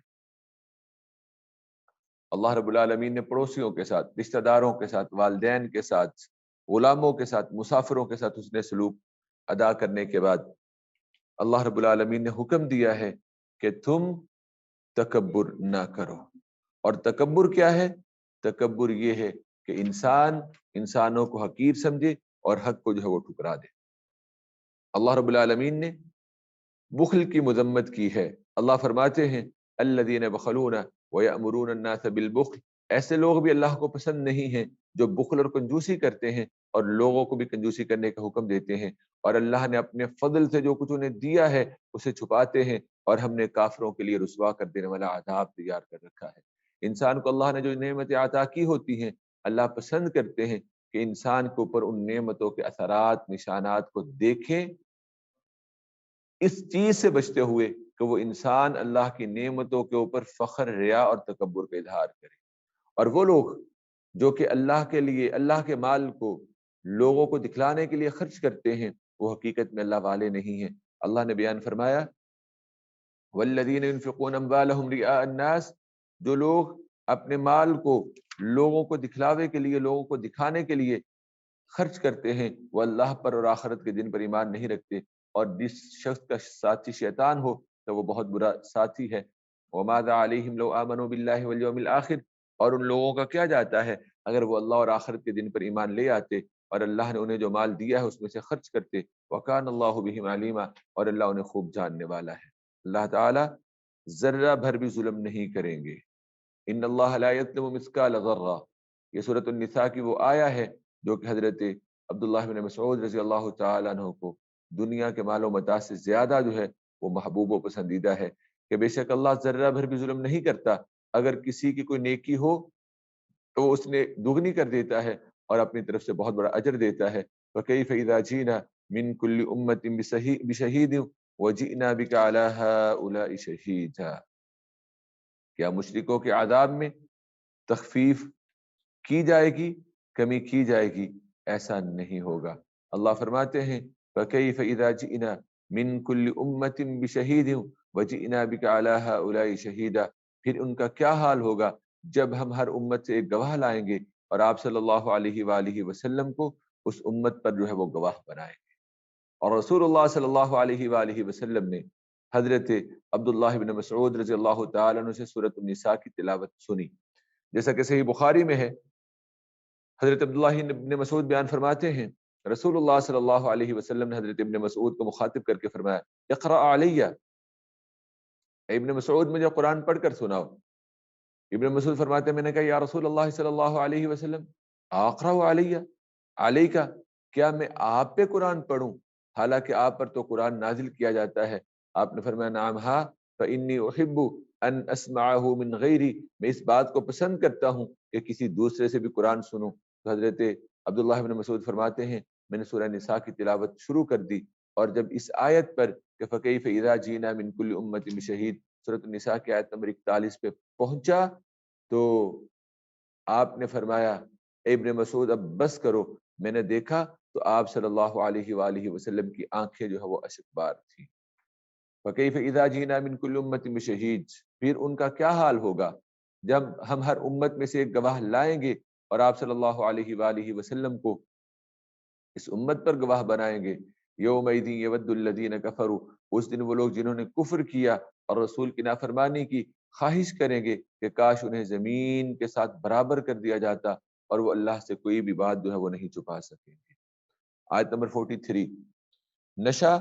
اور جنابت کی حالت میں نماز پڑھنے کی ممانعت، اور اگر پانی نہ ملے تو انسان کو تیمم کرنے کی اجازت اللہ رب العالمین نے یہاں پہ نازل فرمائی۔ اللہ فرماتے ہیں یا ایھا الذین آمنوا لا تقربوا الصلاۃ وانتم سقارا، اے لوگو جو ایمان لائے ہو تم اس وقت نماز کے قریب نہ جاؤ جب تم نشے کی حالت میں ہو۔ یہ شراب کی حرمت کے حوالے سے دوسرا حکم تھا۔ پہلا سورہ بقرہ کے اندر ہم پڑھ کے آئے ہیں کہ جہاں اللہ نے فرمایا سورہ بقرہ کی آیت نمبر 219 میں یسألونک عن الخمر والمیسر قل فیہما اثم کبیر ومنافع للناس واسمہما اکبر من نفعہما، لوگ آپ سے شراب اور جوئے کے بارے میں سوال کرتے ہیں، آپ کہہ دیجئے اس میں لوگوں کے لیے نفع بھی ہے کچھ، لیکن اس میں گناہ زیادہ ہے، اور اس کا گناہ اس کے نفع سے زیادہ بڑا ہے۔ تو یہ ایک پہلا شراب کے حوالے سے اللہ نے انسان کے دل کے اندر، صحابہ کے دل کے اندر نفرت پیدا کی۔ دوسری شراب کی حرمت کے حوالے سے اللہ نے جو سٹیپ لیا وہ یہ تھا کہ حالت نشہ میں کوئی بھی شخص نماز کے قریب نہ جائے، یہاں تک کہ اس کا نشہ اتر جائے، یہاں تک کہ تم سمجھنے لگو جو کچھ تم کہتے ہو، اور ناپاکی کی حالت میں نماز کے قریب جاؤ، یہاں تک کہ تم غسل کر لو۔ ہاں اگر راہ چلتے گزرو تو اور بات ہے، وَإِن كُنتُم مَرْضَىٰ وَعَلَىٰ سَفَرٍ، اور اگر تم بیمار ہو یا سفر میں ہو، یا تم میں سے کوئی رفع حاجت سے فارغ ہو کر آیا ہو، یا تم نے عورتوں سے مباشرت کی ہو، فَلَمْ تَجِدُوا مَاءً، پھر تمہیں پانی نہ ملے تو پاک مٹی سے تیمم کر لو اور اسے اپنے منہ اور ہاتھوں کے اوپر جو ہے وہ مل لو۔ ان اللہ کان عفوا غفورا، بے شک اللہ بہت معاف کرنے والا اور بڑا بخشنے والا ہے۔ اگر انسان کو غسل جنابت کے لیے، وضو کے لیے پانی نہ مل رہا ہو تو پھر انسان اس وقت مٹی سے تیمم کر سکتا ہے، اور اگر انسان مسافر ہو، پانی نہ مل رہا ہو، تب بھی انسان غسل جنابت اور وضو سے مٹی سے تیمم کر سکتا ہے۔ اسی طرح انسان مرض میں مبتلا ہو کہ جس میں پانی لگنے کی وجہ سے انسان کے مرض کے اندر اضافے کا اندیشہ ہو، تو انسان ایسے مرض کی موجودگی میں غسل جنابت اور وضو کی جگہ پہ مٹی سے تیمم جو ہے وہ کر سکتا ہے۔ اور مٹی سے تیمم کے حوالے سے یہی طریقہ کار ہے کہ مٹی کے اوپر ایسے ہاتھ مارے، پھر بسم اللہ پڑھ کے اس کے اوپر ایسے پھونک مارے، اس کو اپنے ہاتھوں پہ پھیر لیں اور اس کو اپنے چہرے کے اوپر پھیر لیں، یہ آپ کے لیے تیمم ہے۔ بادوں پہ پھیرنا یا کہیں اور پھیرنا یہ جو ہے وہ درست نہیں ہے، اور یہ آپ اس وقت تک تیمم کر سکتے ہیں جب تک آپ کو پانی نہیں مل جاتا یا آپ پانی کے استعمال کے قابل جو ہے وہ نہیں ہو جاتے، یعنی کہ آپ کی بیماری جو ہے وہ ختم نہیں ہو جاتی۔ الم تر الی الذین اوتوا نصیبا من الکتاب، سورۃ النساء کی آیت نمبر 44 سے لے کے 46 تک، ان تین آیات میں اللہ رب العالمین نے جو باتیں بیان فرمائی ہیں وہ یہ ہے کہ ضلالت، تحریف، گمراہی اور ترات و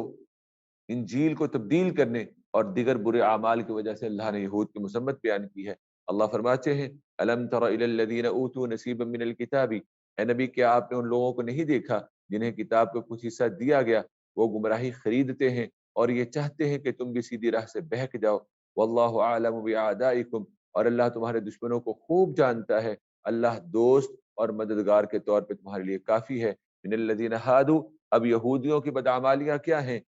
کہ یہودیوں میں سے کچھ لوگ الفاظ کو ان کے موقع محل سے پھیر دیتے ہیں اور پھر اپنی زبانوں کو توڑ موڑ کر سچے دین کے خلاف تانا زنی کرتے ہوئے نبی سے کہتے ہیں سمعنا وعصینا، ہم نے سنا اور ہم نے نافرمانی کی، واسمع غیر مسمع، اور کہتے ہیں سنو اگرچہ تم اس قابل نہیں ہو کہ تمہیں کچھ سنایا جائے، اور آپ سے مخاطب ہو کر آپ کو راعینا یعنی یہ ہمارے چرواہے کہتے ہیں، وطعن فی الدین، اور دین کے اندر جو ہے وہ طعن کرتے ہیں، اور بے شک اگر وہ کہتے قالوا سمعنا واطعنا، ہم نے سنا اور ہم نے اطاعت کی اور ہماری بات سنیے اور ہماری طرف نظر کیجئے، تو ان کے لیے بہتر اور نہایت مناسب ہوتا، ولکن لعنہم اللہ بکفرہم، لیکن اللہ نے ان کے کفر کی وجہ سے ان پر لعنت کی، چنانچہ وہ سوائے چند لوگوں کے ایمان ہی جو ہے وہ نہیں لاتے ہیں۔ اللہ رب العالمین نے یہود و نصارہ کو سرزنش کرتے ہوئے ایمان لانے کی دعوت دی۔ اللہ فرماتے ہیں یا ایھا الذین اوتوا الکتاب آمنوا بما نزلنا مصدقا لما معکم، اے لوگوں جنہیں کتاب دی گئی ہے وہ اس قرآن پر ایمان لائیں جو ہم نے نازل کیا ہے، کہ وہ قرآن اس کی تصدیق کرنے والا ہے جو تمہارے پاس ہے، تم ایمان لاؤ اس سے پہلے کہ ہم چہرے بگاڑ دیں پھر انہیں پیچھے کی طرف پھیر دیں یا ان پر اس طرح لعنت بھیجے جس طرح ہم نے سبت والوں ہفتہ والوں پر لعنت بھیجی تھی، اور یاد رکھو اللہ کا حکم جو ہے وہ اٹل ہے۔ اور حضرت کعب احبار نے سورۃ النساء کی اسی آیت نمبر 47 کو سن کر کے اسلام جو ہے وہ قبول کر لیا تھا۔ ان اللہ لا یغفر ان یشرک بہ ویغفر ما دون ذلک، بے شک اللہ یہ گناہ نہیں بخشتے کہ اس کے ساتھ شرک کیا جائے، وہ اس کے علاوہ جسے چاہے بخش دیتا ہے، اور جس نے اللہ کے ساتھ شرک کیا تو اس نے جھوٹ گھڑا اور بڑے گناہ کا کام جو ہے وہ کیا۔ الم تر الی الذین یزکون انفسهم بل اللہ یزکی من یشاء، یہود خود ساختہ طور پہ اپنے آپ کو لوگوں کے سامنے نیک ظاہر کرتے ہوئے اپنی پاکیزگی کا اظہار کرتے ہیں، اللہ رب العالمین نے اس کے اوپر جو ہے مذمت کی۔ اور پھر ساتھ ہی اللہ رب العالمین نے اگلی آیات میں اللہ رب العالمین نے بیان فرمایا کہ کافروں کو مسلمانوں پر کسی بھی طرح کی فضیلت حاصل نہیں ہے، اور مشرکین سے مدد لینے کی وجہ سے اللہ نے یہود کی مذمت کی۔ اللہ نے یہ 3 باتیں بیان کی ہیں سورۃ النساء کی آیت نمبر 49 سے لے کے 52 تک۔ الم تر الی الذین یزکون انفسهم، اے نبی کیا آپ نے انہیں نہیں دیکھا جو اپنی پاکیزگی خود بیان کرتے ہیں، بلکہ اللہ جسے چاہتا ہے پاک کرتا ہے، اور لوگوں پر کھجور کی گٹھلی کے دھاگے کے برابر بھی ظلم نہیں کیا جاتا۔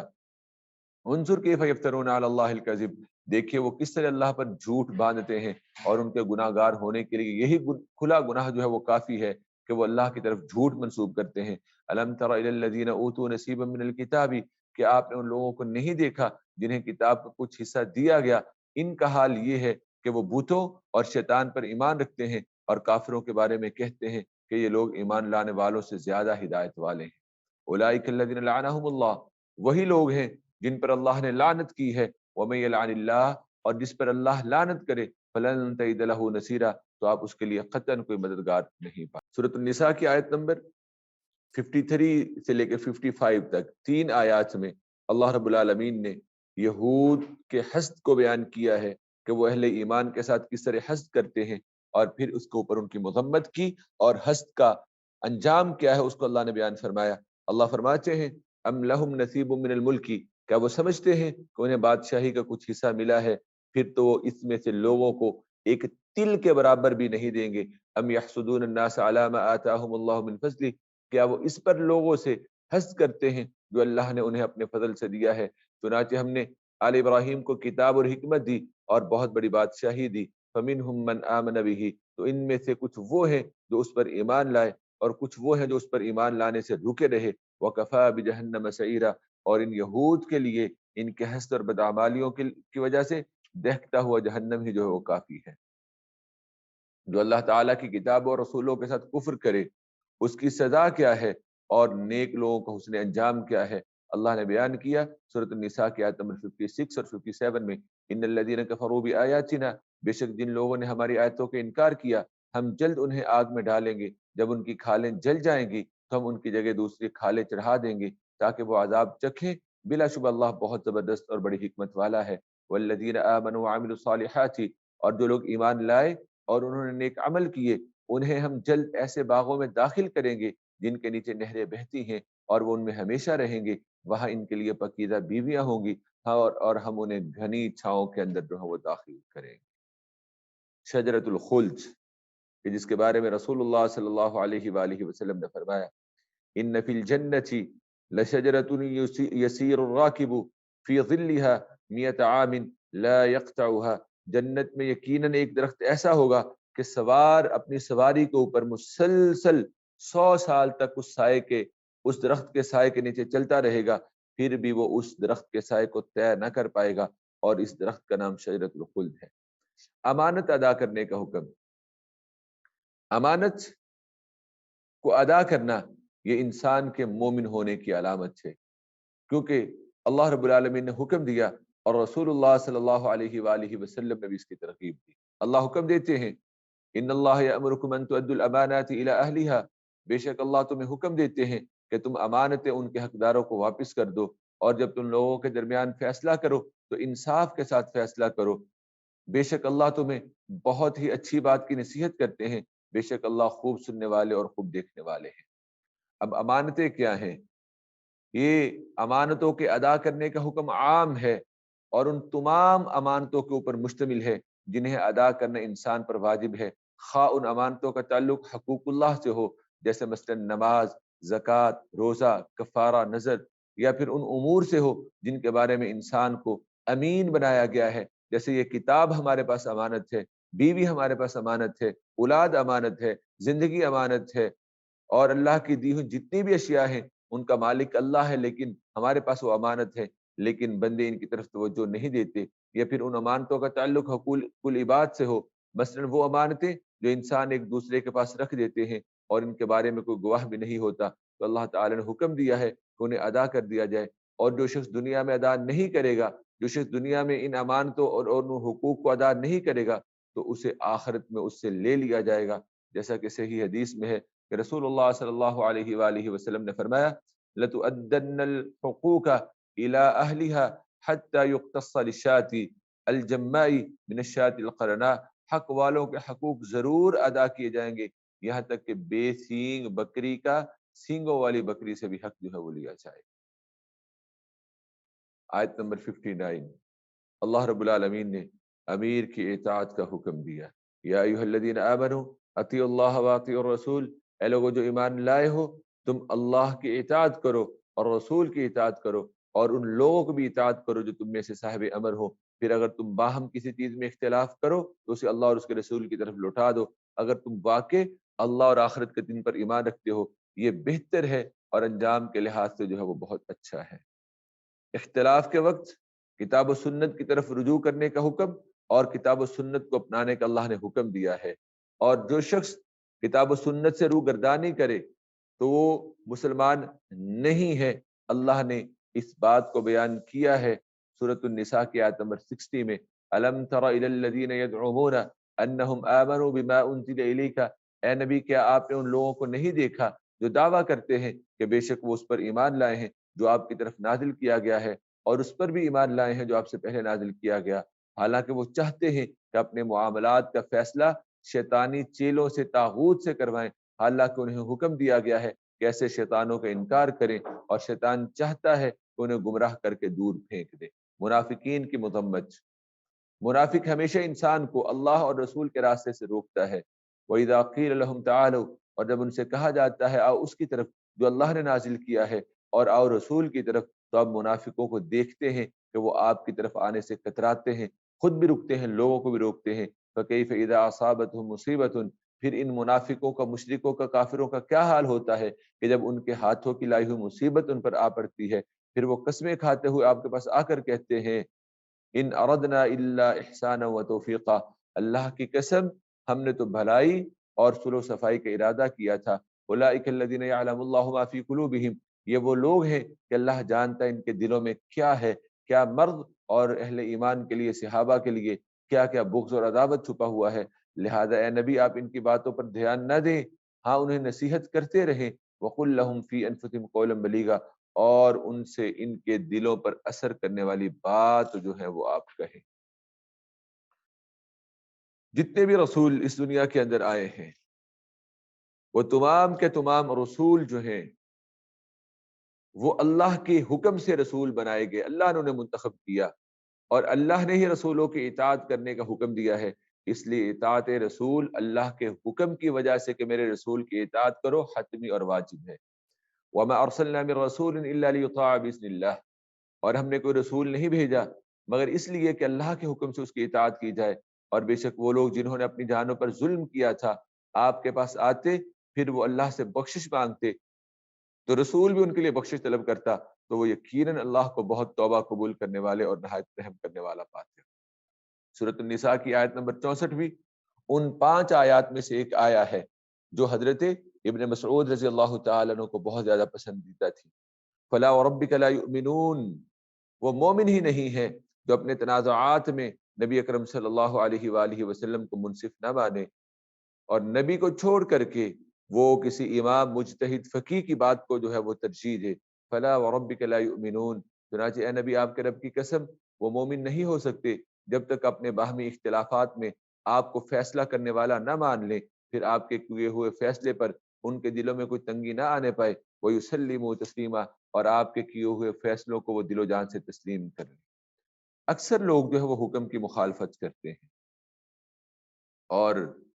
حکم کی مخالفت اس لیے کرتے ہیں کہ وہ حکم ان کے لیے گراں ہوتا ہے،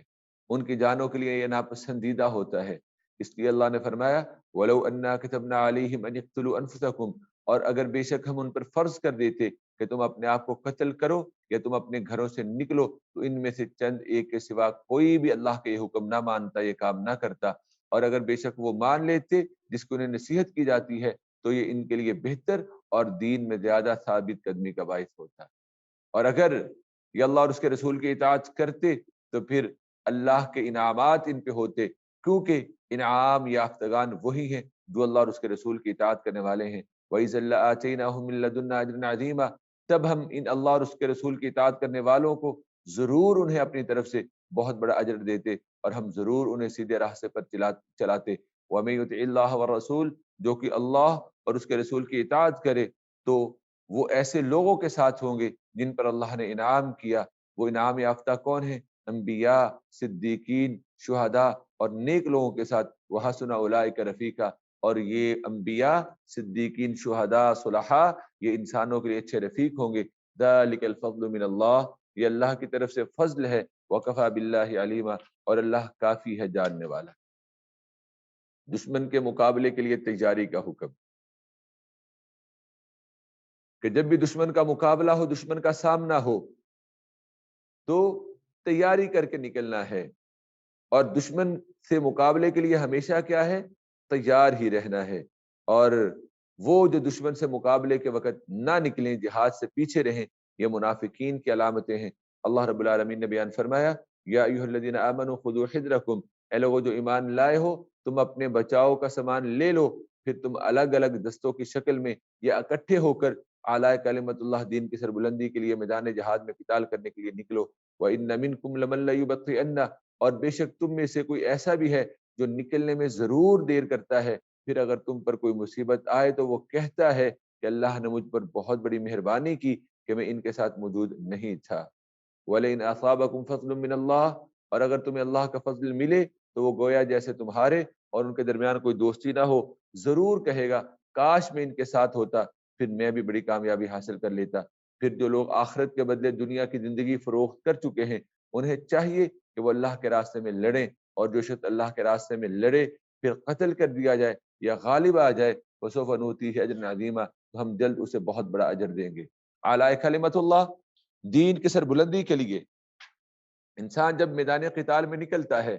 اگر جا لٹا کے آتا ہے شہادت ملتی ہے، اور شہادت کی موت سب سے افضل موت ہے۔ اگر غازی ہو کر واپس آتا ہے تو مال غنیمت کے ساتھ اور اپنے گناہوں کی بخشش کے ساتھ واپس آتا ہے، یہ بھی مجاہد کے لیے بہتر ہے۔ اللہ رب العالمین نے کمزور مسلمانوں کی مدد کے لیے جہاد کی ترغیب دی ہے۔ سورۃ النساء کی آیت نمبر 70 5 میں اللہ فرماتے ہیں وَمَا لَكُمْ لَا تُقَاتِلُونَ فِي سَبِيلِ اللَّهِ، اور اے مسلمانوں تمہیں کیا ہو گیا ہے کہ تم اللہ کے راستے میں کمزور مردوں، عورتوں اور بچوں کی خاطر نہیں جہاد کرتے، جو کہتے ہیں کہ ہمارے رب ہمیں اس بستی سے نکال کہ اس بستی کے باشندے ظالم ہیں، اور ہمارے لیے اپنی طرف سے کوئی حمایتی بھیج، اور ہمارے لیے اپنی طرف سے کوئی مددگار بھیج دے۔ الذین آمنوا یقاتلون فی سبیل اللہ، جب لڑنے والے آمنے سامنے آتے ہیں دو ہی گروہ ہوتے ہیں، ایک وہ جو اعلی کلمت اللہ، اللہ کے دین کی سربلندی کے لیے سر بکف ہو کر آئے ہیں، اور ایک وہ جو اللہ کے دین کے مخالف شیاطین طاغوت کے لیے جو ہے وہ لڑنے کے لیے آئے ہیں۔ تو اللہ نے بیان فرمایا الذین آمنوا یقاتلون فی سبیل اللہ، جو لوگ ایمان لائے وہ اللہ کی راہ میں لڑتے ہیں، والذین کفروا یقاتلون فی سبیل الطاغوت، اور جن لوگوں نے کفر کیا وہ طاغوت شیطان کی راہ میں لڑتے ہیں۔ وقاتلوا اولیاء الشیطان، چنانچہ تم ان طاغوت اور شیطان کے پجاریوں اور ساتھیوں کے ساتھ لڑو، ان کید الشیطان کان ضعیفا، بے شک شیطان کی چال جو ہو بڑی کمزور ہے۔ فرضیت جہاد کو پسند نہ کرنے والوں کو اللہ نے ملامت کی ہے، اور فرمایا کہ تم جہاد کے لیے اس لیے نہیں نکلتے کہ تمہیں کہیں میدان جہاد میں موت نہ آ جائے، موت تو تمہیں مضبوط قلعوں کے اندر، مضبوط کمروں کے اندر بھی جو ہے وہ آ جائے گی۔ اور پھر یہ منافقین رسول اللہ صلی اللہ علیہ وآلہ وسلم کہ نبی اکرم صلی اللہ علیہ وآلہ وسلم کے ساتھ جو وہ بدشگونی لیتے تھے، اللہ نے ان کی جو مذمت کی۔ اللہ فرماتے ہیں الم تر الی الذین قیل لهم کفوا ایدیکم، سورۃ النساء آیت نمبر 77، اے نبی کیا آپ نے ان لوگوں کو نہیں دیکھا جن سے کہا گیا تھا کہ تم لڑائی سے اپنے ہاتھ روکے رکھو، نماز قائم کرو اور زکوٰۃ دو، اور پھر جب ان پر جنگ فرض کی گئی ان میں سے ایک گروہ کافر لوگوں سے اس طرح ڈرنے لگا جس طرح کہ اللہ سے ڈرنا چاہیے تھا، یا پھر اللہ سے بھی بڑھ کر وہ کافروں سے خوف زدہ ہو گئے تھے۔ وقالوا ربنا لما كتبت علينا القتال، اور وہ کہنے لگے تھے اے ہمارے رب تو نے ہم پر جنگ فرض کیوں کی، تو نے ہمیں کچھ مدت تک مہلت نہ دی، کیوں نہ دی؟ کہہ دیجئے دنیا کا فائدہ تھوڑا ہے اور آخرت بہتر ہے اس شخص کے لیے جس نے پرہیزگاری اختیار کی۔ ولا تظلمون فتیلا، اور تم پر کھجور کی گٹھلی کے دھاگے برابر بھی ظلم نہیں کیا جائے گا۔ تم میدان جہاد سے اس لیے راہ فرار اختیار کرتے ہو کہ کہیں تم میں شہید نہ کر دیا جائے، تمہیں قتل نہ کر دیا جائے، تو موت تو تمہیں ہر حال میں آ کے رہنے والی ہے۔ اینما تکونوا یدرککم الموت، تم جہاں کہیں بھی ہوگے موت تمہیں پا لے گی، خواہ تم مضبوط قلعوں میں ہو، اور اگر انہیں کوئی بھلائی ملے تو وہ کہتے ہیں یہ اللہ کی طرف سے ہے، اور اگر انہیں کوئی تکلیف پہنچے تو یہ کہتے ہیں کہ یہ آپ کی طرف سے ہے۔ یعنی کہ منافق نعوذ باللہ رسول اللہ صلی اللہ علیہ وسلم سے بدشگونی لیتے تھے۔ کہہ دیجیے کل من عند اللہ، یہ سب کچھ اللہ کی طرف سے ہے۔ فما لہؤلاء القوم لا يكادون يفقهون حدیثا، چنانچہ کیا حال ہے ان لوگوں کا جو بات سمجھنے کے قریب بھی نہیں پھٹکتے ہیں۔ ما اصابک من حسنۃ فمن اللہ، اے انسان تجھے جو بھی بھلائی ملے وہ اللہ کی طرف سے ہے۔ وما اصابک من سیئۃ فمن نفسک، اور تجھے جو بھی تکلیف پہنچے وہ تیری اپنی طرف سے ہے۔ وارسلناک للناس رسولا، اور اے نبی ہم نے آپ کو انسانوں کے لیے رسول بنا کر بھیجا ہے۔ وکفی باللہ شہیدا، اور اللہ بطور گواہ کے کافی ہے۔ رسول کی اطاعت اللہ کے حکم سے کی جاتی ہے، اور جب اللہ کے حکم سے رسول کی اطاعت کی جاتی ہے تو گویا کہ وہ اللہ ہی کی اطاعت ہوتی ہے۔ اللہ بیان فرماتے ہیں من یطع الرسول فقد اطاع اللہ، جس نے رسول کی اطاعت کی تو اس نے اللہ کی اطاعت کی۔ ومن تولی، اور جس نے اللہ اور اس کے رسول کی اطاعت سے منہ موڑا تو ہم نے آپ کو ان انسانوں پر نگہبان بنا کر نہیں بھیجا ہے۔ منافقوں کی بیوقوفیوں کا ذکر اللہ نے بیان کیا۔ وَيَقُولُونَ طَاعَةً، منافق کہتے ہیں ہمارا کام تو ہے ہی فرما برداری۔ فَإِذَا بَرَزُوا مِنْ عِنْدِكَ، پھر جب وہ آپ کے پاس سے اٹھ کر جاتے ہیں تو رات کو ان کا گروہ اس بات کے خلاف جوڑ توڑ کرتا ہے جو آپ کہتے ہیں۔ وَاللَّهُ يَكْتُبُ مَا يُبَيِّتُونَ، اور اللہ لکھ لیتا ہے جو رات کو سازشیں کرتے ہیں۔ فَأَعْرِضْ عَنْهُمْ، چنانچہ آپ ان منافقین سے اعراض کریں، جانے دیں، اللہ پر بھروسہ رکھیں۔ وَكَفَى بِاللَّهِ وَكِيلًا، اور بطور کارساز ہونے کے اللہ ہی کافی ہے۔ قرآن مجید حق ہے، اور اگر یہ اللہ کی طرف سے نہ ہوتا تو اس کے اندر بہت زیادہ اختلاف جو ہے وہ آپ پاتے۔ اس کے اندر کوئی بھی اختلاف نہیں ہے، باہم چیزیں مماثل ہیں، ملی ہوئی ہیں۔ ایک جگہ پہ اگر مجمل ہے دوسری جگہ پہ مفصل موجود ہے، ایک جگہ پہ اگر مختصر ہے تو دوسری جگہ پہ مطول موجود ہے، ایک جگہ پہ اشارہ ہے تو پھر اس کی تفسیر دوسری جگہ پہ موجود ہے۔ تو یہ قرآن کے معجزات ہیں، قرآن کی فصاحت و بلاغت ہیں، جو اس بات کو ثابت کرتی ہیں کہ یہ اللہ کی طرف سے نازل کردہ ہے۔ افلا یتدبرون القرآن، کیا پھر وہ قرآن میں غور و فکر نہیں کرتے؟ اور اگر یہ اللہ کے سوا کسی اور کی طرف سے ہوتا تو یقیناً اس میں بہت کچھ اختلاف پاتے۔ وَإِذَا جَاءَهُمْ أَمْرٌ مِّنَ الْأَمْنِ أَوِ الْخَوْفِ أَذَاعُوا بِهِ، تحقیق کے بغیر خبر پھیلانے کی ممانعت ہے، اور تحقیق کے بغیر خبر پھیلانا یہ فاسقوں کا کام ہے۔ اللہ نے فرمایا سورۃ النساء کی آیت نمبر 83 میں، وَإِذَا جَاءَهُمْ أَمْرٌ مِّنَ الْأَمْنِ أَوِ الْخَوْفِ، اور جب ان کے پاس کوئی امن یا خوف کی خبر آتی ہے تو اسے مشہور کر دیتے ہیں۔ وَلَوْ رَدُّوهُ إِلَى الرَّسُولِ، حالانکہ اگر وہ اس بات کو رسول اور اپنے میں سے کسی ذمہ دار حاکم کے حوالے کر دیتے تو ایسی باتوں کی تہ تک پہنچنے والے اس کی حقیقت جان لیتے۔ وَلَوْلَا فَضْلُ اللَّهِ عَلَيْكُمْ وَرَحْمَتُهُ، اور اگر تم پر اللہ کا فضل اور اس کی رحمت نہ ہوتی تو چند ایک کے سوا تم ضرور شیطان کے پیچھے جو ہے وہ لگ جاتے۔ سورۃ النساء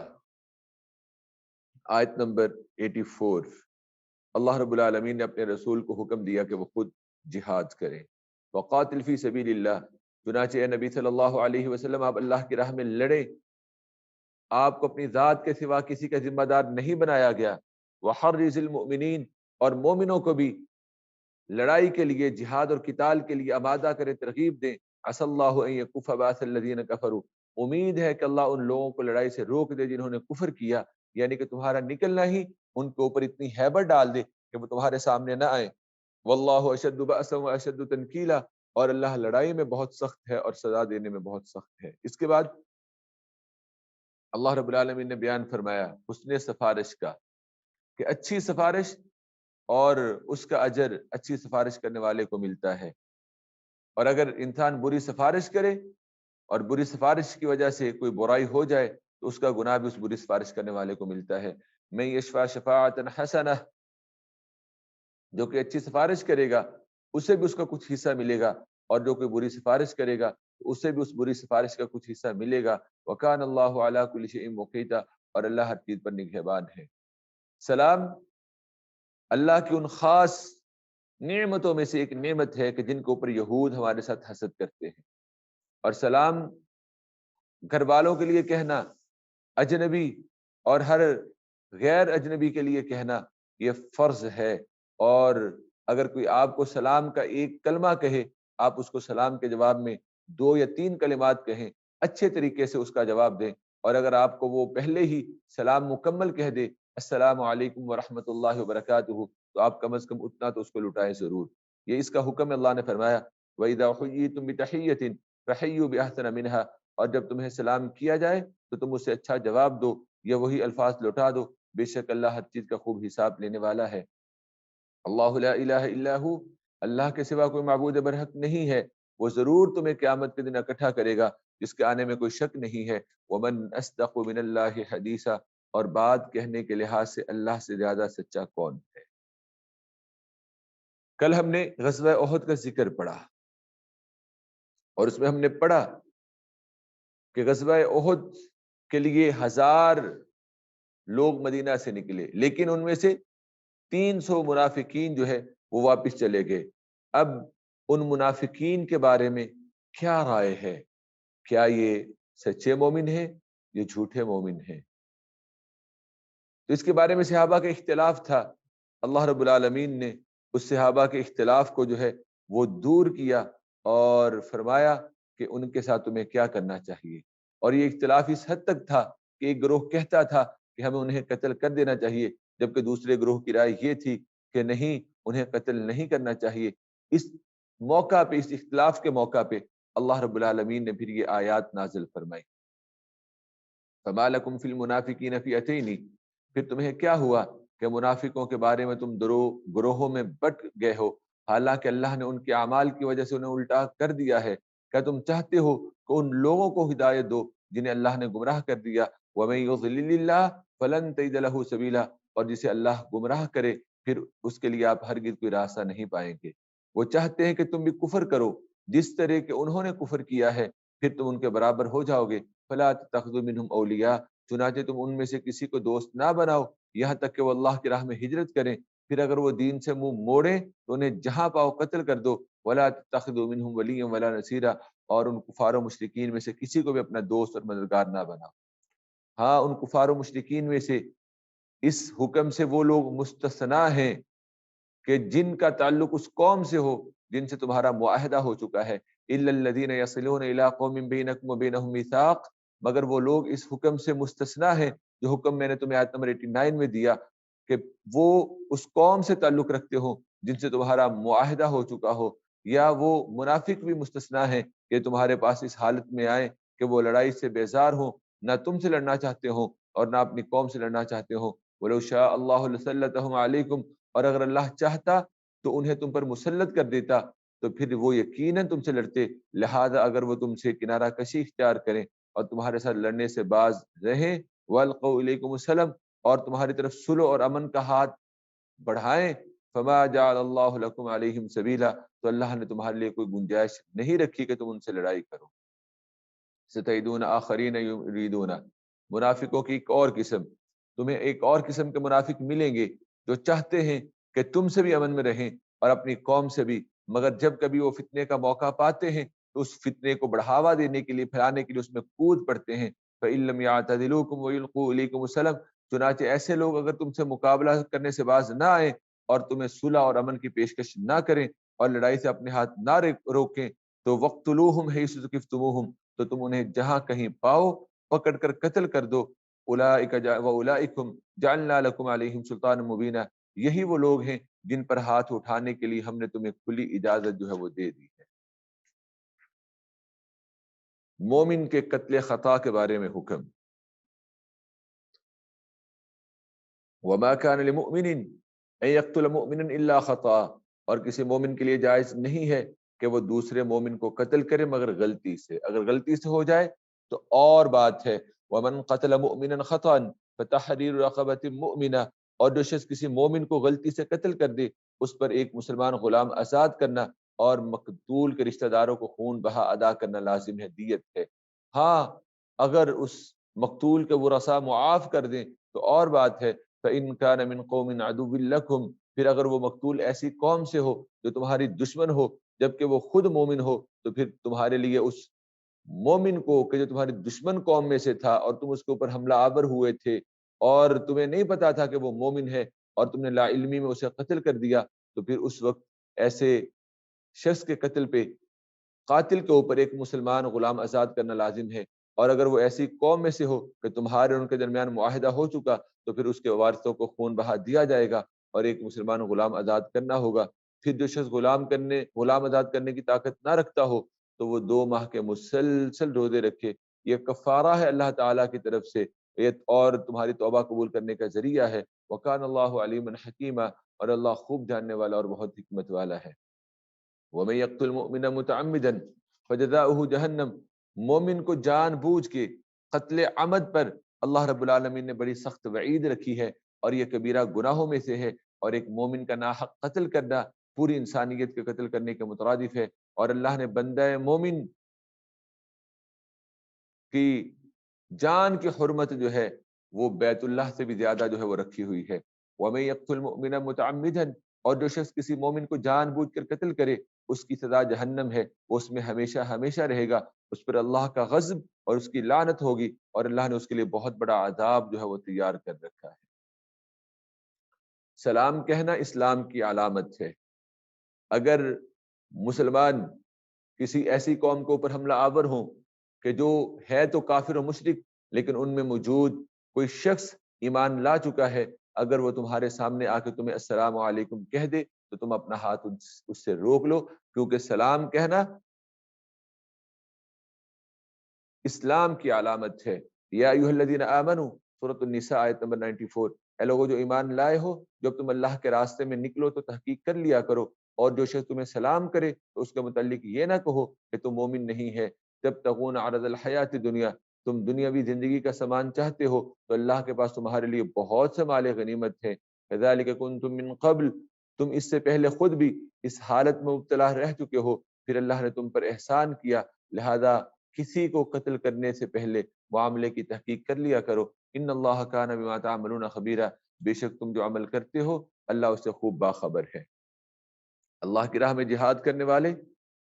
اور گھروں میں بیٹھے رہنے والے برابر نہیں ہیں، اور یہ گھروں میں وہ بیٹھے رہنے والے جو بغیر کسی عذر کے گھروں کے اندر بیٹھے ہوئے ہیں،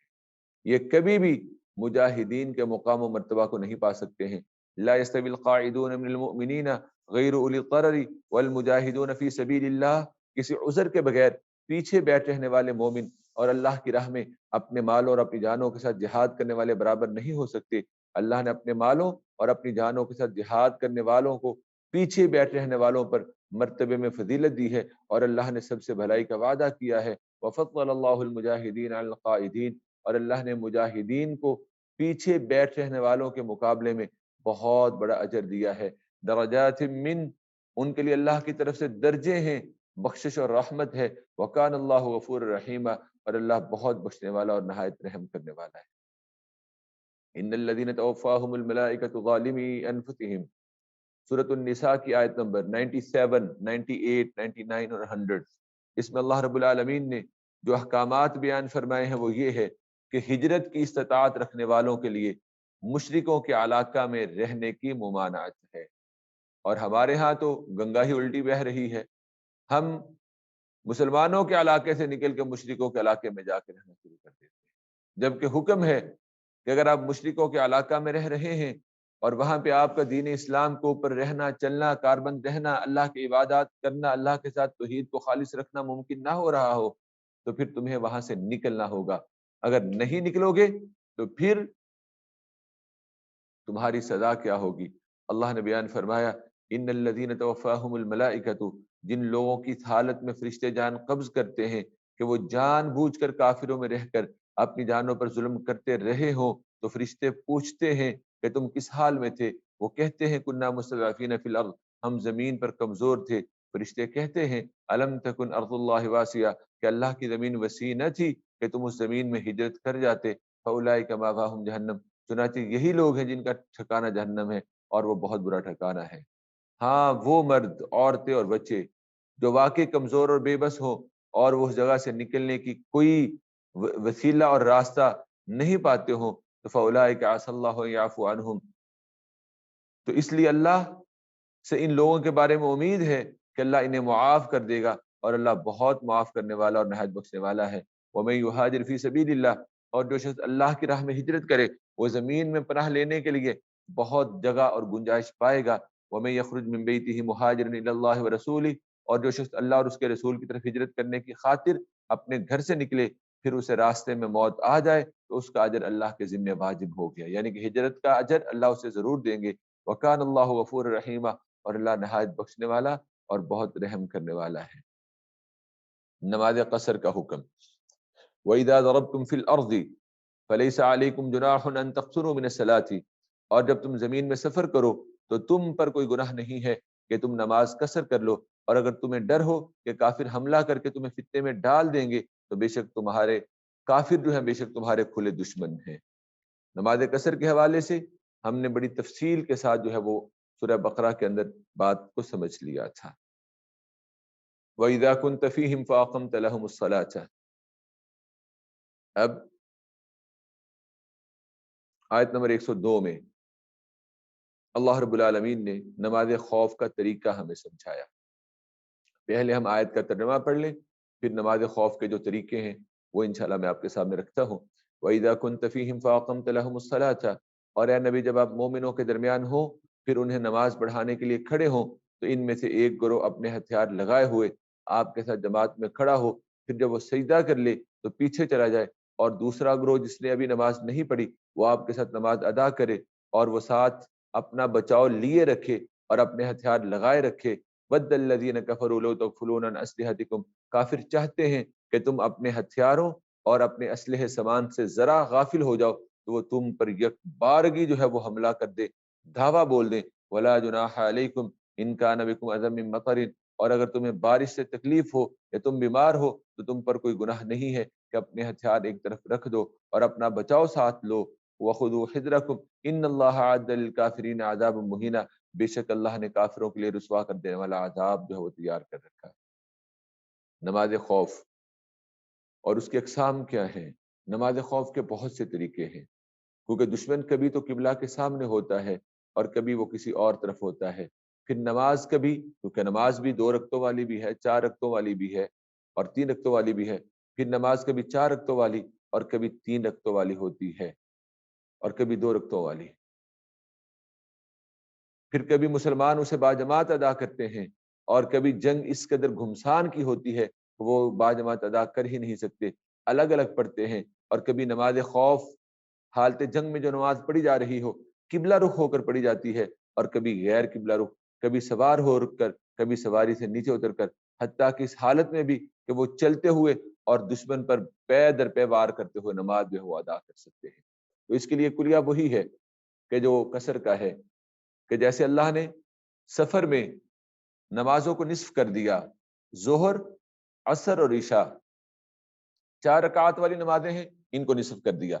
فجر کو ویسے ہی رکھا اور مغرب کو بھی ویسے ہی رکھا، یہ قصر میں بھی ان کی یہی تعداد ہوگی اور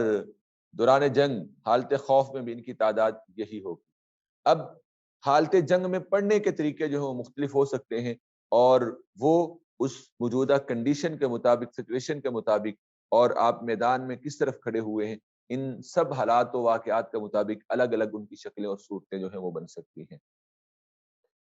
اللہ نے حکم دیا ہے کہ نماز خوف کے بعد پھر کثرت سے جو ہے وہ تم ذکر الہی کرو، فَإِذَا قَضَيْتُمُ الصَّلَاةَ فَاذْكُرُوا اللَّهَ قِيَامًا وَقُعُودًا، پھر جب تم نماز ادا کر چکو تو کھڑے ہوئے، بیٹھے ہوئے اور لیٹے ہوئے ہر حال میں اللہ کو یاد کرتے رہو، پھر جب خوف کے بعد امن آ جائے، پھر جب تمہیں اطمینان ہو جائے تو پوری نماز پڑھو، ان الصلاۃ کانت علی المؤمنین کتابا موقوتا، بے شک مومنوں پر مقررہ وقتوں میں نماز جو ہے وہ فرض ہے۔ زخمی ہونے کے باوجود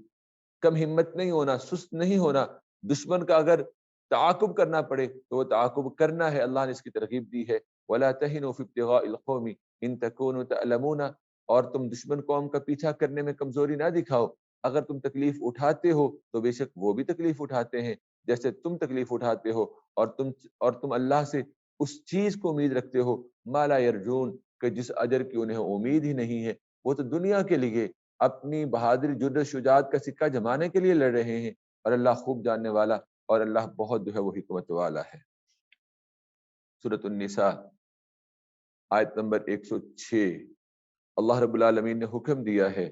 کہ اللہ کے نازل کردہ احکام کے مطابق فیصلے کیے جائیں گے، اور کوئی بھی شخص اپنی زبان کی تیزی کی وجہ سے، بات کو عمدہ طریقے سے پیش کرنے کی وجہ سے کسی کا حق اپنے حق میں نہ فیصلہ کروا کے لے کے جائے، انا انزلنا الیک الکتاب بالحق، اے نبی بے شک ہم نے آپ کی طرف یہ کتاب حق کے ساتھ نازل کی ہے تاکہ آپ کو اللہ نے جو سیدھی راہ دکھائی ہے اس کے مطابق انسانوں کے درمیان فیصلہ کریں، اور آپ خیانت کرنے والوں کے حمایتی نہ بنیں، اور اللہ سے بخشش مانگے، بے شک اللہ بہت بخشنے والا اور نہایت رحم کرنے والا ہے۔ ولا تجادل عن الذين يختانون انفسهم، اور آپ ان لوگوں کی طرف سے جھگڑا نہ کریں جو اپنے آپ سے خیانت کرتے ہیں، بے شک اللہ اس شخص کو پسند نہیں کرتے ہیں جو کہ خیانت کرنے والا گناہ گار ہو۔ یستخفون من الناس، وہ انسانوں سے تو اپنی حرکتیں چھپا سکتے ہیں مگر اللہ سے نہیں چھپا سکتے ہیں، وہ اللہ تو اس وقت بھی ان کے ساتھ ہوتا ہے جب وہ رات کو چھپ کر ایسا مشورہ کرتے ہیں جو اللہ کو پسند نہیں ہے، اور وہ جو بھی عمل کرتے ہیں اللہ اسے گھیرے ہوئے ہے۔ ہا انتم ہؤلاء جادلتم عنہم، ہاں تم لوگوں نے یہاں دنیا کی زندگی میں تو ان مجرموں کی طرف سے جھگڑا کیا ہے، پھر قیامت کے دن اللہ کے ہاں ان کی طرف سے کون جھگڑے گا یا وہاں کون ان کا وکیل ہوگا۔ اس آیہ مبارکہ میں، ان آیات میں اللہ رب العالمین نے یہ بھی ہمیں سمجھایا ہے کہ عصبیت نہیں ہے، یہاں تو تم دنیا کے اندر کسی کا ساتھ دے کر اسے چھڑا لو گے اور مجرموں کی طرف سے جھگڑا کر لو گے، خائن لوگوں کے ساتھی بن جاؤ گے، لیکن کل قیامت کے دن اللہ کی بارگاہ میں تو سب کچھ فیصلے ہو جانے ہیں، پھر تم اللہ کی بارگاہ میں کیسے اس کی طرف سے جھگڑا کرو گے؟ تو اس لیے دنیا کے اندر ہی اگر کسی انسان کو اس کے گناہوں کی سزا مل جاتی ہے تو یہ اس کے لیے بہت زیادہ بہتر ہے کہ وہ دنیا میں اپنے گناہوں سے کسی بھی اپنے منصب، سفارش یا تعلق کی وجہ سے یا چرب زبانی کی وجہ سے بچ جائے، اور گناہوں کی سزا آخرت کے اندر اس کے لیے رکھ دی جائے تو یہ اس کے لیے بہت برا ہوگا۔ توبہ استغفار کی ترغیب اللہ نے دی ہے۔ وَمَن يَعْمَلْ سُوءًا أَوْ يَظْلِمْ نَفْسَهُ، پھر جو شخص برا عمل کرے یا اپنی جان پر ظلم کرے پھر وہ اللہ سے بخشش مانگے تو اللہ کو بہت بخشنے والا اور نہایت رحم کرنے والا پائے گا، اور جو شخص کوئی گناہ کرتا ہے تو بے شک یہ اس کی کمائی اس کے لیے وبال ہوگی، اور اللہ خوب جاننے والا بہت حکمت والا ہے۔ وَمَن يَكْسِبْ خَطِيئَتَهُ، اور جو شخص کوئی خطا یا گناہ کرتا ہے پھر کسی بے گناہ پر اس کا الزام لگا دیتا ہے تو ایسا کر کے وہ ایک بڑے بہتان اور کھلے گناہ کا بوجھ اٹھاتا ہے۔ وَلَوْلَا فَضْلُ اللَّهِ عَلَيْكَ وَرَحْمَتُهُ، اور اگر آپ پر اللہ کا فضل اور اس کی رحمت نہ ہوتی تو لوگوں کے ایک گروہ نے یقیناً ارادہ کر لیا تھا کہ وہ آپ کو بہکا دیں۔ وَمَا يُضِلُّونَ إِلَّا أَنفُسَهُمْ، اور وہ اپنے آپ کے سوائے خود کے کسی کو نہیں بہکاتے ہیں، اور وہ آپ کو ذرا بھی نقصان نہیں پہنچا سکتے۔ وَأَنزَلَ اللَّهُ عَلَيْكَ الْكِتَابَ وَالْحِكْمَةَ، اور اللہ نے آپ پر یہ کتاب اور حکمت نازل کی ہے اور آپ کو وہ کچھ سکھایا ہے جو آپ نہیں جانتے تھے۔ وَكَانَ فَضْلُ اللَّهِ عَلَيْكَ عَظِيمًا، اور آپ پر اللہ کا فضل جو ہے وہ بہت زیادہ ہے۔ حسن گفتار کا حکم، آیت نمبر 114 میں اللہ نے حسن گفتار کا حکم دیا ہے کہ لا خیر فی کثیر من نجواہم، ان منافقین کی اکثر خفیہ سرگوشیوں میں کوئی بھی بھلائی نہیں ہوتی، ہاں مگر جو شخص صدقے یا نیکی یا لوگوں کے درمیان صلح کا حکم دے اور اس کے لیے آپس میں سرگوشی کرے تو یہ اچھی بات ہے، اور جو کہ اللہ کی رضا حاصل کرنے کے لیے ایسا کرے گا تو ہم اسے جلد بہت بڑا اجر عطا کر دیں گے، اور جو پیغمبر کی مخالفت کرتا ہے اور مومنوں کے راستے کے الٹ چلتا ہے وہ جہنم کے اندر پہنچے گا۔ وَمَن يُشَاقِقِ الرَّسُولَ مِن بَعْدِ مَا تَبَيَّنَ لَهُ الْهُدَىٰ، جس شخص کے سامنے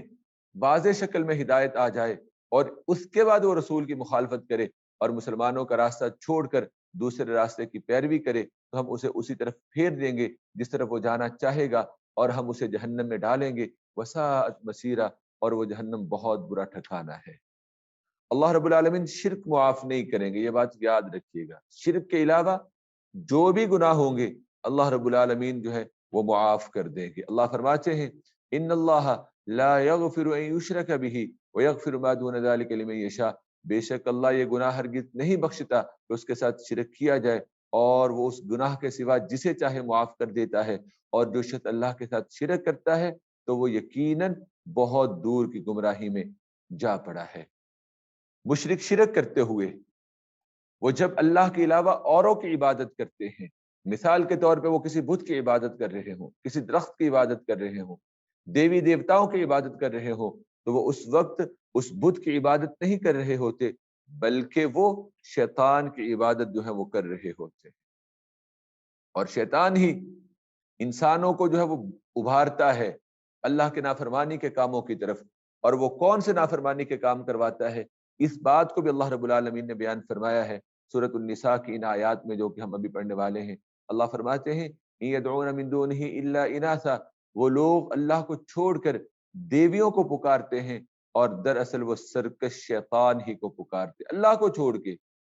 اب جس چیز کی بھی عبادت کرتے ہیں اس کے پیچھے کیا ہوتا ہے؟ شیطان ہوتا ہے۔ لعنہ اللہ، اللہ نے اس پر لعنت کی ہے۔ وقال لاتخذن من عبادك نصيبا مفروضا، اور اس شیطان نے کہا تھا کہ میں تیرے بندوں میں سے ایک مقررہ حصہ ضرور لے کر رہوں گا کہ ان کو اپنا ساتھی بناؤں گا، اپنے گروہ میں لے کے جاؤں گا۔ لیکن شیطان کا ساتھی اور اس کے گروہ میں شیطان کا ساتھی بننا، اس کے گروہ میں شامل ہونا انسان کی بہت بڑی بدبختی ہے، کیونکہ انسان جیسے شیطان خود جہنمی بن چکا ہے، وہ اسی کوشش میں ہے کہ انسانوں کو بھی جہنمی بنا دے۔ اور اس نے کہا، شیطان نے یہ کہا وَلَأُضِلَّنَّهُمْ، میں انہیں ضرور گمراہ کروں گا اور انہیں جھوٹی امیدیں دلاؤں گا، اور میں انہیں حکم دوں گا تو وہ جانوروں کے کان چیریں گے اور ان کو غیر اللہ کے نام پہ مختص کر دیں گے۔ وَلَآمُرَنَّهُمْ، اور میں انہیں حکم دوں گا فَلَا يُغَيِّرُنَّ خَلْقَ اللَّهِ، وہ اللہ کی بناوٹ میں رد و بدل کریں گے۔ اللہ نے چہرے پہ داڑھی سجائی ہوگی، وہ داڑھی کو اتار دیں گے۔ اللہ نے عورت کا چہرہ صاف شفاف بنایا ہوا ہوگا، وہ اس کے اندر نقش و نگار بنوائیں گے اور جسم کے اندر ان نقش و نگار کو جو ہے وہ گدوائیں گے۔ یہ ساری چیزیں جو ہے وہ شیطان انسانوں کو حکم دیتا ہے اور وہ کرتے ہیں، ان میں مرد اور عورت دونوں شامل ہیں۔ فَلَا يُغَيِّرُنَّ خَلْقَ اللَّهِ، تو اللہ کی بناوٹ میں رد و بدل کریں گے۔ وَمَن يَتَّخِذِ الشَّيْطَانَ وَلِيًّا مِن دُونِ اللَّهِ، اور جو شخص اللہ کو چھوڑ کر شیطان کو اپنا دوست بنا لے تو وہ یقیناً کھلے نقصان اور خسارے میں جا پڑا۔ یعیدہم ویمنیہم، شیطان ان لوگوں سے وعدے کرتا ہے، انہیں جھوٹی امیدیں دلاتا ہے، لیکن یاد رکھیے گا شیطان کے وعدے بھی جھوٹے ہیں اور اس کی امیدیں بھی سراب ہیں۔ وما یعیدہم الشیطان الا غرورا، مگر شیطان کے سارے وعدے سوائے فریب کے کچھ بھی نہیں ہیں۔ اولئک مأواہم جہنم، یہی وہ لوگ ہیں کہ ان کا ٹھکانہ جہنم ہے، اور وہ اس جہنم سے چھٹکارا پانے کی کوئی بھی صورت جو ہے وہ نہیں پائیں گے۔ اور شیطان کے وعدے جھوٹے کیسے ہیں، یہ انشاءاللہ العزیز ہم سورہ ابراہیم جو ابھی آگے آئے گی، سورہ نمبر 14 اس کی آیت نمبر 22 میں پڑھیں گے کہ شیطان کس طرح جھوٹے وعدے اب دلاتا ہے اور پھر قیامت کی ان ساری باتوں سے جو ہے وہ مکر جائے گا۔ ہاں، ان گناہگاروں کے مقابلے میں جو نیک مومن ہیں، وہ مرد ہو یا عورت ہو، اللہ نے ان کے لیے کیا جزائیں رکھی ہوئی ہیں۔ والذین آمنوا وعملوا الصالحات، اور جو لوگ ایمان لائے انہوں نے نیک عمل کیے، ہم جلد انہیں ایسے باغوں میں داخل کریں گے جن کے نیچے نہریں جاری ہیں، وہ ان میں ہمیشہ رہیں گے۔ اللہ کا وعدہ سچا ہے۔ اور بتاؤ تو صحیح، قول و قرار کے لحاظ سے، وعدوں کو پورا کرنے کے لحاظ سے، اپنی باتوں کے لحاظ سے سب سے سچا اور کون ہو سکتا ہے؟ وہ اللہ ہی ہے۔ نجات آرزوؤں پر نہیں ہے، جیسے ہم نے آرزوئیں باندھ لی، امیدیں باندھ لی، جھوٹی امیدیں، اور پھر ان امیدوں کے سہارے ہم نے زندگی گزار دی، اس کے اوپر نہیں ہے۔ نجات عمل صالح پر ہے، یہ بات یاد رکھیے گا۔ لیس بامانیکم، انجام کا دار و مدار نہ تو اہل ایمان تمہاری خواہشات پر ہے اور نہ اہل کتاب کی خواہشات پر ہے۔ من یعمل سوءا یجز بہ، بلکہ جو کوئی برا عمل کرے گا اس کا اسے بدلہ دیا جائے گا۔ ولا یجد له من دون اللہ ولیا ولا نصیرا، اور وہ اللہ کے سوا کوئی دوست اور مددگار نہیں پائے گا۔ ومن یعمل من الصالحات من ذکر، اور جو کوئی نیک کام کرے گا خواہ وہ مرد ہو یا عورت جبکہ وہ مومن ہوں، تو ایسے لوگ جنت میں داخل ہوں گے۔ ولا یظلمون نکیرا، اور ان پر ذرا بھی ظلم نہیں کیا جائے گا۔ اب عمل کے لحاظ سے عمل کے سب سے بڑے شاہکار جناب ابراہیم خلیل اللہ ہے۔ اللہ نے بیان فرمایا ومن احسن دینا ممن اسلم وجہہ للہ وہو محسن۔ اور ذرا بتاؤ تو صحیح، دیندار ہونے میں، مسلمان مومن ہونے میں اس شخص سے زیادہ اچھا کون ہے جس نے اپنا چہرہ اللہ کے سامنے جھکا دیا اور وہ نیکی کرنے والا بھی ہو۔ واتبع ملت ابراہیم حنیفہ، اور ملت ابراہیم کی پیروی کرے کہ وہ ابراہیم حق پرست تھا۔ واتخذ اللہ ابراہیم خلیلا، اور اللہ نے ابراہیم کو اپنا خاص دوست بنایا۔ کائنات انسانی میں اللہ کے دو ہی خاص دوست ہیں، ایک جناب ابراہیم خلیل اللہ اور دوسرے جناب محمد الرسول اللہ جو ہے وہ اللہ کے خلیل۔ وَلِلَّهِ مَا فِي السَّمَاوَاتِ وَمَا فِي الْأَرْضِ، اور آسمان و زمین میں جو کچھ ہے اللہ ہی کا ہے۔ وَكَانَ اللَّهُ بِكُلِّ شَيْءٍ مُحِيطًا، اور اللہ ہر چیز کو جو ہے وہ گھیرے ہوئے ہے۔ رسول اللہ صلی اللہ علیہ وآلہ وسلم کی صحیح حدیث ہے، حضرت ابو سعید خدری اس کے راوی ہیں۔ رسول اللہ صلی اللہ علیہ وآلہ وسلم نے اپنے آخری خطبہ میں ارشاد فرمایا ایھا الناس، اے انسانوں سن لو، لو کنت متخذا من اہل الارض خلیلا، اگر میں نے اہل زمین میں سے کسی کو اپنا خلیل بنانا ہوتا، جگری دوست، تو میں لاتخذت ابن ابی قحافہ خلیلا، تو ابن ابی قحافہ کو اپنا خلیل بنا لیتا۔ ولیکن صاحبکم خلیل اللہ، لیکن تمہارے صاحب، تمہارے نبی محمد صلی اللہ علیہ وسلم تو اللہ کے خلیل ہیں۔ اور ایک اور روایت ہے کہ آپ نے فرمایا ان اللہ اتخذنی خلیلا، بے شک اللہ نے مجھے اپنا اسی طرح خلیل بنا لیا ہے کما اتخذ ابراہیم خلیلا، جس طرح اللہ نے ابراہیم کو اپنا خلیل بنایا تھا۔ تو یہ حدیث صحیح مسلم کی حدیث نمبر 532 ہے۔ یتیم لڑکیوں کے بارے میں کیا حکم ہوگا؟ وَيَسْتَفْتُونَكَ فِي النِّسَاءِ، اور اے نبی لوگ آپ سے عورتوں کے بارے میں دریافت کرتے ہیں، کہہ دیجئے اللہ خود ان کے بارے میں حکم دے رہا ہے، اور کتاب کی وہ آیتیں بھی جو یتیم لڑکیوں کے بارے میں تمہیں پڑھ کر سنائی جاتی ہیں کہ جنہیں ان کا مقرر حق تم نہیں دیتے اور تم چاہتے ہو کہ ان سے نکاح کر لو، اور وہ کمزور بچوں کے بارے میں تمہیں حکم دے رہا ہے کہ یہ کہ تم یتیموں کے ساتھ انصاف کرو، یتیموں کے ساتھ انصاف، حسن سلوک،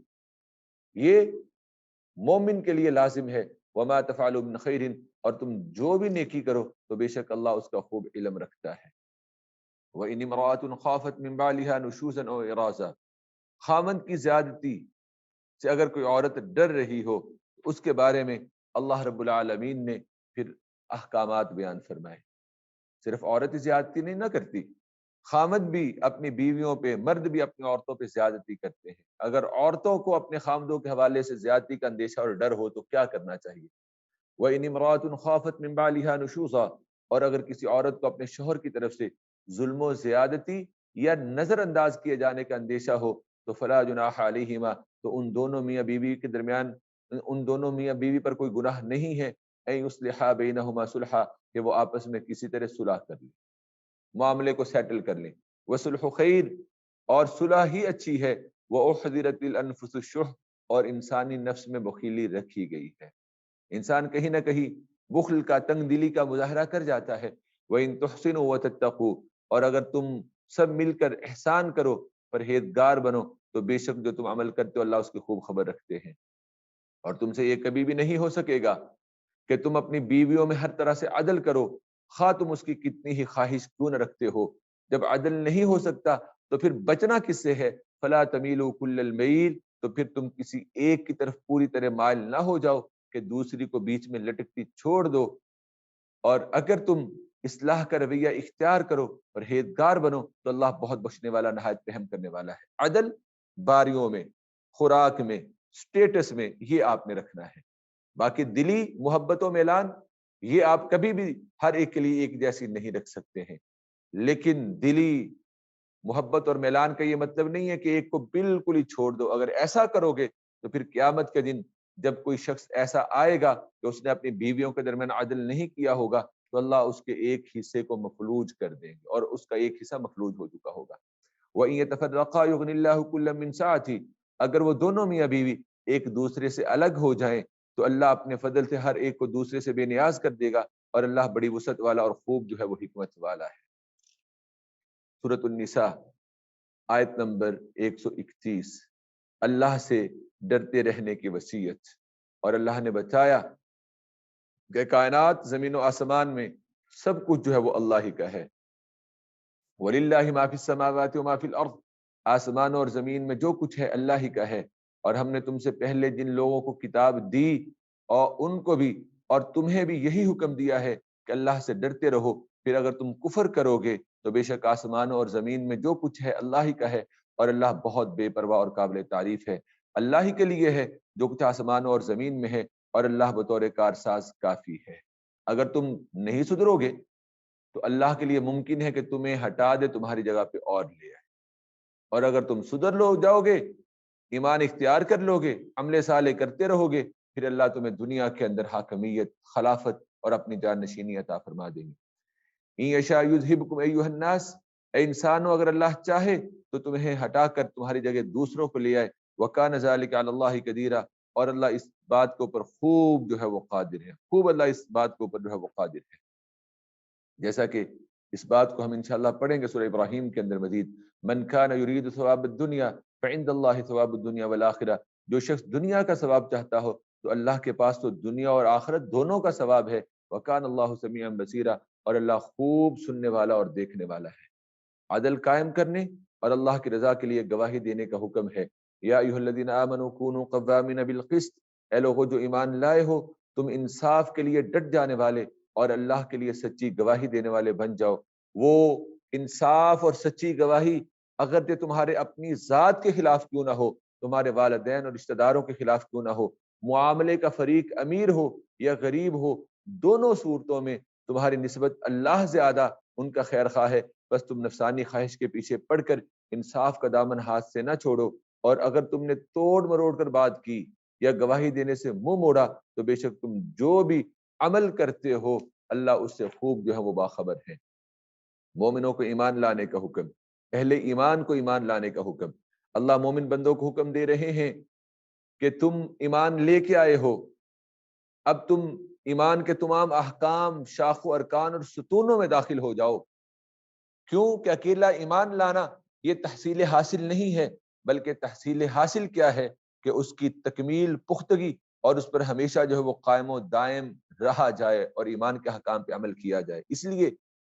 ایمان والوں کو ایمان لانے کا حکم دیا جا رہا ہے. یا ایھا الذین آمنوا آمنوا باللہ ورسولہ، اے لوگوں جو ایمان لائے ہو اللہ، اس کے رسول اور اس کی کتابوں پر ایمان لاؤ جو اللہ نے اپنے رسول پر نازل کی، اور اس کتاب پر بھی جو اس نے اس سے پہلے نازل کی. اور جو شخص اللہ، اس کے فرشتوں، اس کی کتابوں، اس کے رسولوں اور آخرت کے دن کا انکار کرے تو وہ یقیناً بہت دور کی گمراہی میں جا پڑا ہے. ان الذین آمنوا ثم کفروا، بے شک جو لوگ ایمان لائے پھر انہوں نے کفر کیا، پھر ایمان لائے پھر کفر کیا، پھر وہ کفر میں کہیں بڑھ گئے، اللہ ہرگز انہیں بخشے گا نہیں، اور نہ ہی اللہ انہیں ہدایت کا رستہ دکھائے گا. منافقین کے لیے عذاب کی خوشخبریاں اللہ نے सूरत النساء के अंदर बयान फरमाई, बश्शिरिल मुनाफिकीन बिअन्न लहुम अज़ाबन अलीमा, ए नबी मुनाफिकों को खबरदार कर दीजिए कि उनके लिए दर्दनाक अजाब है। वो मुनाफिक जो मोमिनों को छोड़कर काफिरों को दोस्त बनाते हैं, क्या वो उन काफिरों के यहाँ इज्जत तलाश करते हैं? फिर याद रखो, बेशक इज्जत तो सारी अल्लाह ही के लिए है। वक़द नज़्ज़ल अलैकुम फिल किताबी, और उसने उस किताब में तुम्हारे लिए नाजिल किया है कि जब तुम सुनो कि अल्लाह की आयत का इनकार किया जा रहा है या अल्लाह की आयत का मजाक उड़ाया जा रहा है, तो फिर तुम उस मजलिस में ना बैठो। जिस मजलिस में अल्लाह की आयत का इनकार हो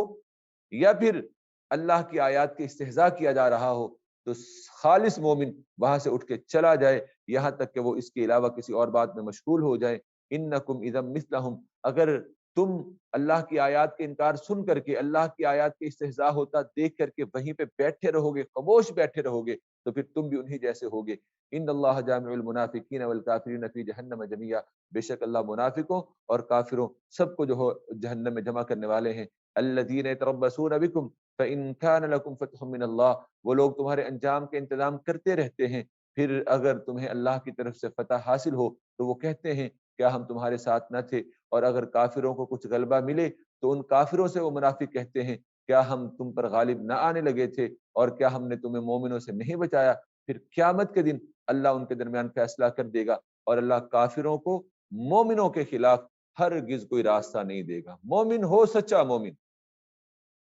अल्लाह कभी भी उसको दुनिया के अंदर ज़लील और रुसवा नहीं होने देंगे। काफिरों के हवाले से मज़ीद उनकी अलामत अल्लाह ने बयान फरमाया, इन्नल मुनाफिकीन युखादिऊन अल्लाह व हुवा खादिउहुम, बेशक मुनाफिकीन अल्लाह को धोखा देते हैं, मगर हकीकत ये है कि अल्लाह ने उन्हें धोखे में डाल रखा है। और जब वो नमाज के लिए खड़े होते हैं तो दिल से ना चाहते हुए सुस्ती काहली के साथ लोगों को दिखाने के लिए खड़े होते हैं, और वो अल्लाह को बस थोड़ा सा ही याद करते हैं। मुज़ब्ज़बीन बैन ज़ालिक, वो कुफर और ईमान के दरमियान मुतज़ब्ज़ब हैं, डावाडोल हैं, ना पूरे वो कुफर में हैं, ना पूरे वो ईमान में हैं। ए नबी, जिसे अल्लाह गुमराह करे तो आप उसके लिए हरगिज़ कोई भी राह जो है वो नहीं पाएंगे। या अय्युहल्लज़ीना आमनू ला तत्तखिज़ुल काफ़िरीन, ए लोगों जो ईमान लाए हो, मोमिनों को छोड़कर काफिरों को दोस्त ना बनाओ। क्या तुम चाहते हो अल्लाह को अपने खिलाफ कार्रवाई के लिए खुली हुज्जत दे दो? मोमिन मोमिनों को छोड़ के काफिरों को दोस्त बनाए, ये अल्लाह की गैरत को ललकारता है और अल्लाह को अपनी अपने खिलाफ कार्रवाई के लिए अपने इस अमल से खुली हुज्जत जो है वो दे देता है। इन्नल मुनाफिकीन फी दरकिल अस्फली मिनन नार, बेशक मुनाफिकीन दोज़ख के सबसे निचले तबके में होंगे और वहां आप उनके लिए हरगिज कोई मददगार नहीं पाएंगे। इल्लल्लज़ीना ताबू, हाँ जिन्होंने तौबा की, अपनी इस्लाह कर ली और अल्लाह के दीन को मजबूती से थाम लिया, वअखलसू दीनहुम लिल्लाह, और अपना दीन अल्लाह के लिए खालिस कर लिया, तो ऐसे लोग मोमिनों के साथ होंगे और अल्लाह मोमिनों को बहुत